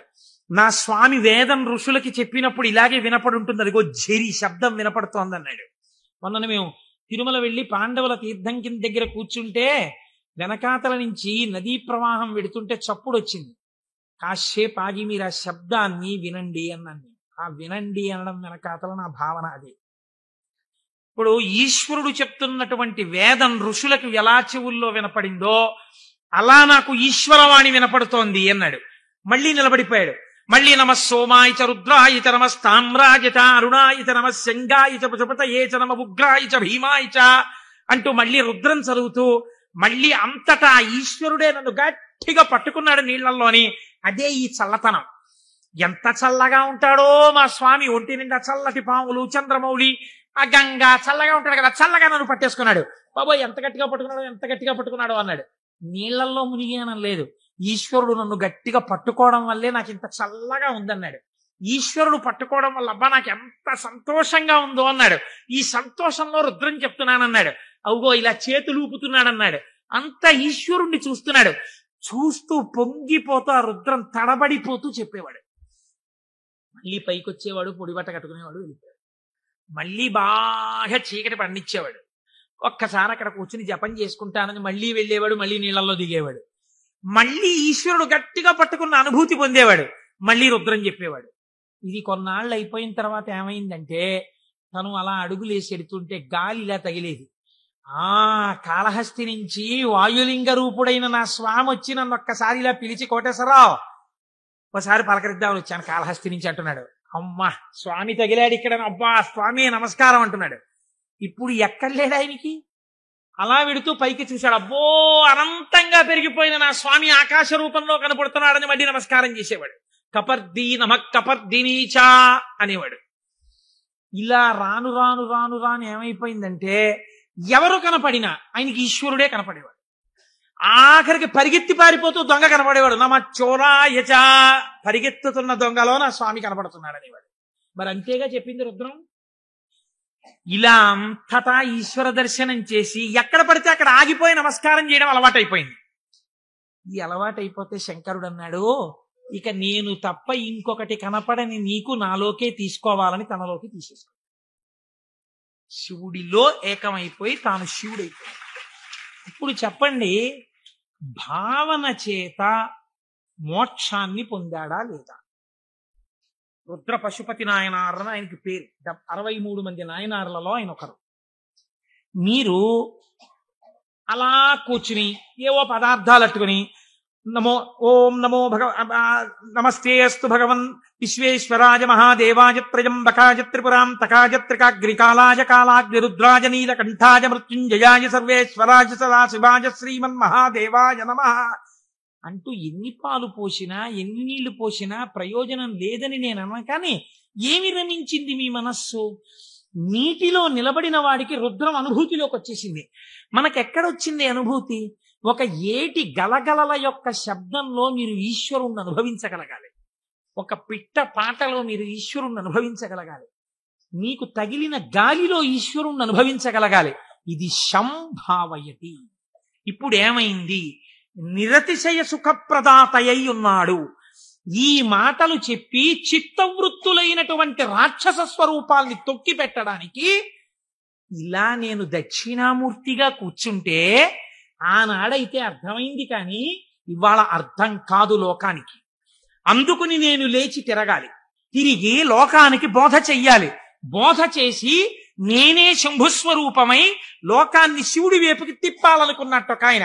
ఎవరైనా దక్షిణామూర్తి మౌనాన్ని విడిచిపెట్టేట. విడిచిపెట్టి మహానుభావుడు ఎలా నడిచి వెళ్ళాడు అన్నారు. అజ్ఞానాంతర్గహన పతితానాత్మ విద్యోపదేశైః త్రాతుం లోకాన్ భవదవ శిఖాతాప పాపచ్యమానాన్ ముక్త్వా మౌనం వటవిటపినో మూలతో నిష్పతంతి శంభోర్మూర్తిశ్చరతి భువనే శంకరాచార్య రూపా. ఆనాడు ఇలా కూర్చుంటే అర్థమైంది, కానీ ఇవాళ నేను వటవృక్షం కింద ఇలా మౌనంగా కూర్చుంటే ఎవ్వరికీ అర్థం కాదు. వీళ్ల చిత్తములలోనే ఉన్న రాక్షసులను తొక్కి పెట్టడానికి నేనే వెళ్ళి నలుచెరగులా నేనే తిరిగి నేనే నిలబడి వీళ్ళు ఏ స్థాయిలో ఉన్నా వాళ్ళని ఉద్ధరించడానికి కావలసిన స్తోత్రముల దగ్గర నుంచి భాష్యముల వరకు ఇద్దామని ఆ దక్షిణామూర్తి మౌనమును విడనాడి ఈ భూమండలము మీద శంకరాచార్య రూపముగా తిరిగారట. ఆయనే ప్రథమ గురువై జగద్గురువై మహానుభావుడయ్యాడు. శివానంద లహరి, సౌందర్య లహరి, బ్రహ్మసూత్ర భాష్యం దగ్గర నుంచి ప్రస్థానత్రయ భాష్యాల వరకు ఇచ్చారు. ఇహమునందు ఐశ్వర్యము కావాలంటే కనకధార వరకు ఇచ్చారు. అటువంటి శంకరాచార్యుల వారి దగ్గర ప్రారంభమైన గురు పరంపర నేటి మా గురువుల వరకు కొనసాగుచునే ఉన్నది. ఆ గురువాక్య శ్రవణమే నా లోపలనున్న రాక్షసులను తొక్కి పెట్టగలిగినటువంటి శక్తి స్వరూపము. ఆ గురువు మాట నేను విన్నానా అంతే. ఆ చిత్తవృత్తులు నన్నేం చేయలేవు, ఆ రాక్షసులు నన్నేం చెయ్యలేరు. శంభావయతి, నా యందు మంచి భావములు ప్రవేశించి ఈశ్వరాభిముఖుడనై శం నిరతిశయ సుఖస్వరూపమైన శివుని యందు కలిసి నేనే శివుడనగుచున్నాను. అటువంటి స్థితిని నాకు కలగడం కోసమే మహానుభావుడైన పరమాత్మ నాకు ఈ ఉపకారం చేశారు. ఇటువంటి జ్ఞానము కలగడము దేని వల్ల కలుగుతుంది అన్నారు. ఇటువంటి జ్ఞానమే శంభుస్వరూపం మీకు కటాక్షిస్తుంది. అందుకే శంభు అన్న నామం అంత గొప్ప నామమైంది. పరమశివుని యొక్క రూపాలలో ఆ శాంభవ స్వరూపం అంత గొప్పదైంది. ఆ నామాలు చెప్పుకుంటే చాలు మనం ఉద్ధరింపబడతాం. అందుకే కదా ప్రతిరోజు ప్రదోష వేళ చెప్పుకుంటున్నాం. ఈ చెప్పుకున్న ఫలితం ఏమిటో మనకు ఒక రోజున తెలుస్తుంది. తెలిసిన రోజున అయ్యా మనం ఎంత అదృష్టవంతులం, ఆ రోజున నామం చెప్పుకున్నాం అనుకుంటాం.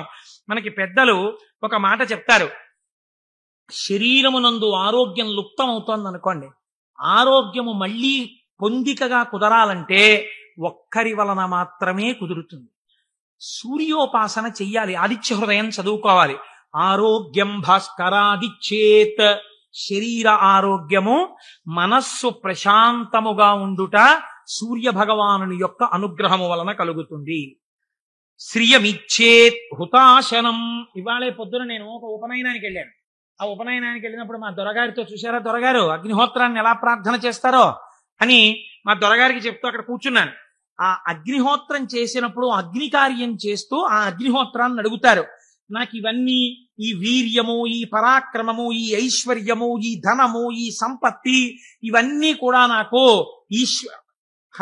ఆ హుతాశన నాకు ఇయ్యి అనగా, ఓ అగ్నిహోత్రమా నువ్వు నాకు కటాక్షించు అని అడుగుతారు.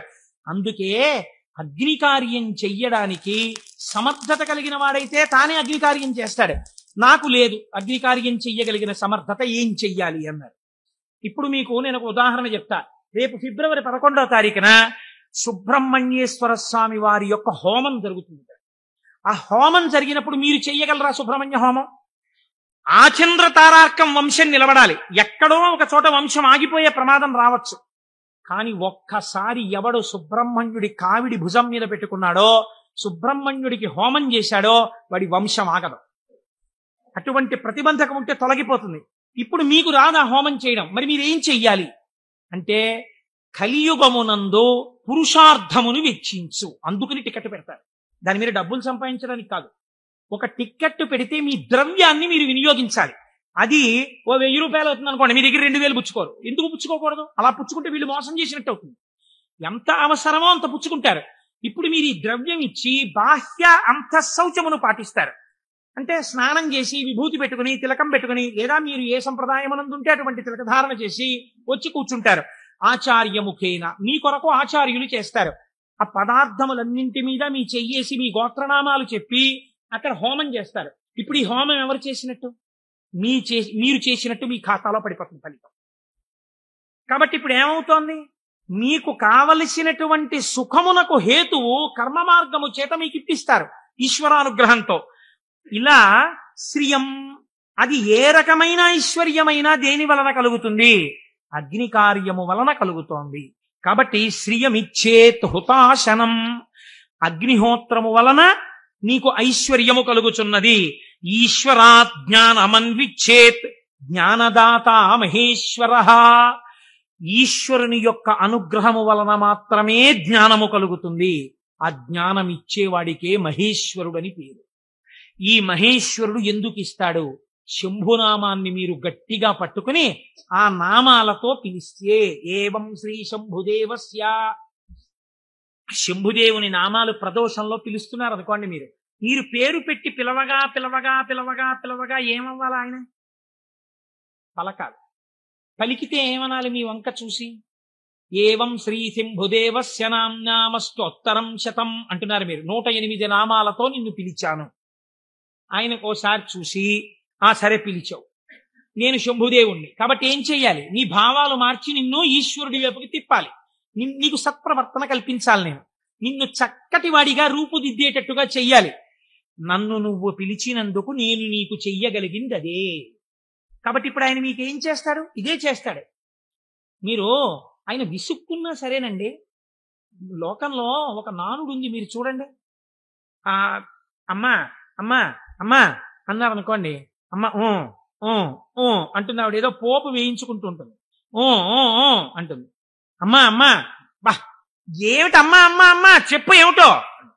అమ్మ నిన్ననే కాలేజీకి వెళ్ళానా అని మొదలు పెడతావు. నువ్వు ముందు తెవులు చెప్దు కానివిలే, కాలేజ్ టైం అయిపోతుంది అవతల అని పోపెడ. అది చిన్న బుచ్చ అంటుంది పిల్ల. అంటే ఈ పో పెట్టేసి దగ్గరికి వచ్చి రా జడేస్తాను, ఇప్పుడు చెప్పు ఏమిటి చెప్తాననుకున్నావు. వినకూడదనుకున్నది అనేటప్పటికీ లొంగిపోయి పోన్లే పాపం వింటే మాత్రం ఏమవుతుందని జడవేయుట అనేటటువంటి ఉపచారం చేస్తూ మరీ వింది అమ్మ. ఎందుకు వింది? 24 మాటలు అమ్మ అమ్మ అమ్మ అన్నందుకు వింది. ఎలా వింది? మీకు ఉపచారం కూడా చేస్తూ వింది. అలా మీరు రోజు ప్రదోషంలో ఏవం శ్రీ శంభుదేవస్య శివ శివ శివ శివ అంటే ఆయన ఏం చేస్తాడు? ఓసారో 2 సార్లు అనొచ్చు, 3వ మాట ఏమంటాడు? ఓ సర్లే ఇంక నిన్ను చక్కగా తీర్చిదిద్దుతాను, సరేనా, అందరూ పొంగిపోయేటట్టుగా నీ ప్రవర్తన మారుస్తానంటాడు. ఇలా రావడానికి 10 మాటలు ఆయన విసుక్కున్నా మనం పిలవాలి. ఆయన అలా విసుక్కునేవాడు కాడు. కాబట్టి మనం రోజు చెయ్యగలిగింది ఏంటో నామం చెప్పడమే. ఈ నామము చేత మీరు శంభుని యొక్క అనుగ్రహాన్ని పొందాలి. ఇది శం. ఈ లోకంలో సుఖం దగ్గర నుంచి నిరతిశయ సుఖం వరకు, ఊర్ధ్వలోక సుఖం వరకు ఎంత సుఖం ఉందని మీరు అనుకుంటున్నారో అన్ని సుఖాల్ని మీకు ఇవ్వడం. దీన్నే కామకోటి అని పిలుస్తారు. కామకోటి అంటే కంచి కామకోటి పీఠం అంటారు.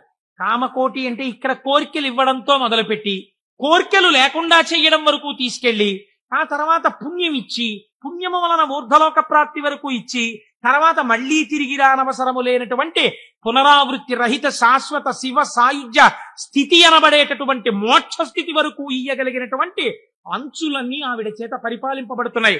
ఆవిడ అవనిక ఎత్తి ఈ కామకోటిలో నిలబెడుతుంది. ఈ కోటిలో ఏ మెట్టు మీద నువ్వు నిలబడతావో దానికి తగినట్టుగా నిన్ను నిలబెట్టడానికి ఈ నామాలు, ఆ ఈశ్వరానుగ్రహము నిన్ను రక్షిస్తున్నాయి. నీకు రుద్రపశుపతి నాయనారు వృత్తాంతం ఒక్కటి ఉదాహరణగా సరిపోలేదా? రమించిన హృదయం అటువంటి భావం ఒక్కటి కలగగానే రమించిపోయిందంటే ప్రమాదం అంతా ఎక్కడొస్తుందో తెలుసా అండి? మీరు చూడండి, మనం లోకంలో ఒక పెద్ద పొరపాటు చేస్తుంటాం. మనస్సు యందు దోషం ఉండదు. మనస్సు ఏ స్థానాన్నైనా వెతకడం దానికి అలవాటు. మీ మనస్సు ఒక స్థానాన్ని అడుగుతుంది. అది ఏమండి, సాయంకాలం 6:30కి వెళ్ళి కాసేపు మనం కూడా నామం చెప్పుకుంటే బాగుంది. లేదు, కొన్నాళ్ళకి పురాణం అయిపోతుంది. సాయంకాలం 6:30కి వెళ్ళి శివాలయం అరుగు మీద కూర్చుని అలా గుడి యొక్క ధ్వజస్తంభం దగ్గర గంటలు చిరుగంటలు మోగుతుంటే, పక్షులన్నీ గోళ్లకి చేరిపోతుంటే, శివాలయంలో ఉన్నటువంటి ప్రధాన అర్చకుడి దగ్గర శిష్యులు పాఠం నేర్చుకుంటుంటే, ఆయన ఒక్క మాట చెప్తే వీళ్ళు 3 మాటలు చెప్తుంటే, గుళ్ళోకి వచ్చిన వాళ్ళు గంట కొడుతుంటే అవి వింటూ ఒక 20 నిమిషాలు కూర్చుంటే ఎంత ప్రశాంతంగా ఉంటుందో అంది మనస్సు. అంటే మీ మనస్సు ఒక స్థానాన్ని అడిగిందా లేదా? కానీ దాని గొంతు మీరు ఎక్కడ నొక్కుతారో తెలుసా అండి? ఇది 6:30కి నాన్నగారండి ఎలాగైనా సరే మనం రోజు కాసేపు ఈవినింగ్ వాక్ వెళ్దాం నాన్నగారండి, డాక్టర్ గారు మార్నింగ్ వాక్ ఏదో ఒకటి చేయమన్నారు, వెయిట్ తగ్గాలంటున్నారు, నన్ను నేనేమో తిరగలేను నాన్నగారండి, మీరు కూడా నాతో రండి అందనుకోండి. పిల్ల లేకపోతే పిల్లాడు లేకపోతే భార్య లేకపోతే ఎవడో స్నేహితుడు, ఉత్తర క్షణం మీరు వచ్చిన ఒకే ఒక మంచి ఆలోచన పీక నొక్కేస్తారండి. సరేలే గుళ్ళోకి ఇంకో మాట ఎప్పుడో వెళ్దాం పాపం అడిగాడు కదా అని వెళ్ళిపోతారు. ఒక రోజు పొద్దున్నే కాసేపు మీరు 6 గంటలకి ధ్యానం చేసుకుంటే మీకు బాగుందనుకోండి, 6 గంటలకు అబ్బా లేచిపోతే పొద్దున్నే 6 గంటలప్పటికి మీరు లేచిపోయి ఆ బాత్రూంలోకి వెళ్ళి పడపడ స్నానం తిరుగుతుంటే నిద్ర పట్టే వాళ్ళకి కూడా నిద్ర పట్టట్లేదు. 7 వరకు హాయిగా ఎందుకు వెళ్ళిపోయాడు? మీరేది చెప్పిన మాట ఎక్కడ విన్నారు? ఇంట్లోకి రెండంటేనే రాని వాళ్ళకి ఎవడు చెప్తాడు? బయటికి వచ్చిన వాడు చెప్పేది వెళ్ళిపోమనే చెప్తాడు కదండి. కాబట్టి కట్టు విడుపు అని 2 మాటలు మనకి శాస్త్రంలో ఉన్నాయి. ఏది ఎక్కడి వరకు పట్టుకోవాలో అక్కడ వరకే పట్టుకుని ఎప్పుడు విడిచిపెట్టాలో అప్పుడు విడిచిపెట్టేయాలి. అందుకే పట్టు విడుపు ఉండాలండి, పట్టు విడుపు ఉండాలండి అని అంటారు. పట్టు విడుపు అన్నటువంటి శాస్త్రం మీకు అలవాటు అవ్వకపోతే శంభుదేవుని అనుగ్రహం జీవితంలో రాదు. కొన్ని కొన్ని పట్టుకోవాలి, కొన్ని కొన్ని వదిలేస్తుండాలి. ఇది విడిచిపెట్టేయకపోతే ఇంకా నా జీవితం వెళ్ళదు, నేను అటువైపు వెళ్ళడానికి కొన్ని వదలాలని వదిలిపెడుతూ ఉండాలి. అందుకే ప్రయత్నపూర్వకంగా రాజ్యం కూడా విడిచిపెట్టి వానప్రస్థానికి వెళ్ళారు. ఈ పట్టు విడుపు అంటే అక్కడ నేర్చుకోవడానికి ఇక్కడ కూడా నేర్చుకో. ఇక్కడే రాంది అక్కడే వస్తుంది నీకు, నేను ఏమి విడిచిపెడతావు? పట్టుకోవడం వచ్చు, విడిచిపెట్టడం వచ్చు. పైగా అదో క్వాలిఫికేషన్ లో చెప్పడం ఏంటి? నేనండి ఇంకా పట్టానంటే వదిలిపెట్టనంటాడు ఒకడు. అంటే మూర్ఖుడివి, పాఠాలలోకి పోతున్నావు. ఏదో అది గొప్ప. నాకు కోపం వస్తుంది కానండి, గవుక్కున్నారన్నా పెద్దలు చెప్తే వెంటనే పక్కన పెట్టేస్తానన్నారు అనుకోండి, మీరు ఆయనకు పోల్దండి అయ్యారు. అంతేగాని నాకే గాని కోపం వచ్చిందా హరి బ్రహ్మాదులు వచ్చి చెప్పినా వినండి అంటాడు. వాళ్ళ కర్మ కాలిపోయిందా నీకు వచ్చి చెప్పడానికి? నీలోంచి వెళ్ళిపోతే చాలా చచ్చూరుకుంటావు. ఎందుకు వచ్చింది? ఏమిటా వ్యగ్రత? ఎందుకు వచ్చిన మాట? కనుక నేను ఈ మాటని ఎందుకు ఇంతలా నొక్కి చెప్తున్నానో మీరు సహృదయంతో అర్థం చేసుకోండి. ఒకవేళ నా వాక్కు యందు వ్యగ్రత ఉండి ఉండవచ్చు. శంభుని అనుగ్రహము వచ్చినా గుర్తెరగగలిగి ఉండాలి. ఆ గుర్తెరగనప్పుడు వచ్చిన అవకాశము వినియోగించుకోకపోతే మరొకసారి ఈశ్వరుడు ఇవ్వడానికి ఇష్టపడడు. కనుక మనకి అటువంటి మనస్సు కూడా కావాలి. ఈశ్వరా, నీ అనుగ్రహము మాయందు ప్రసరించినప్పుడు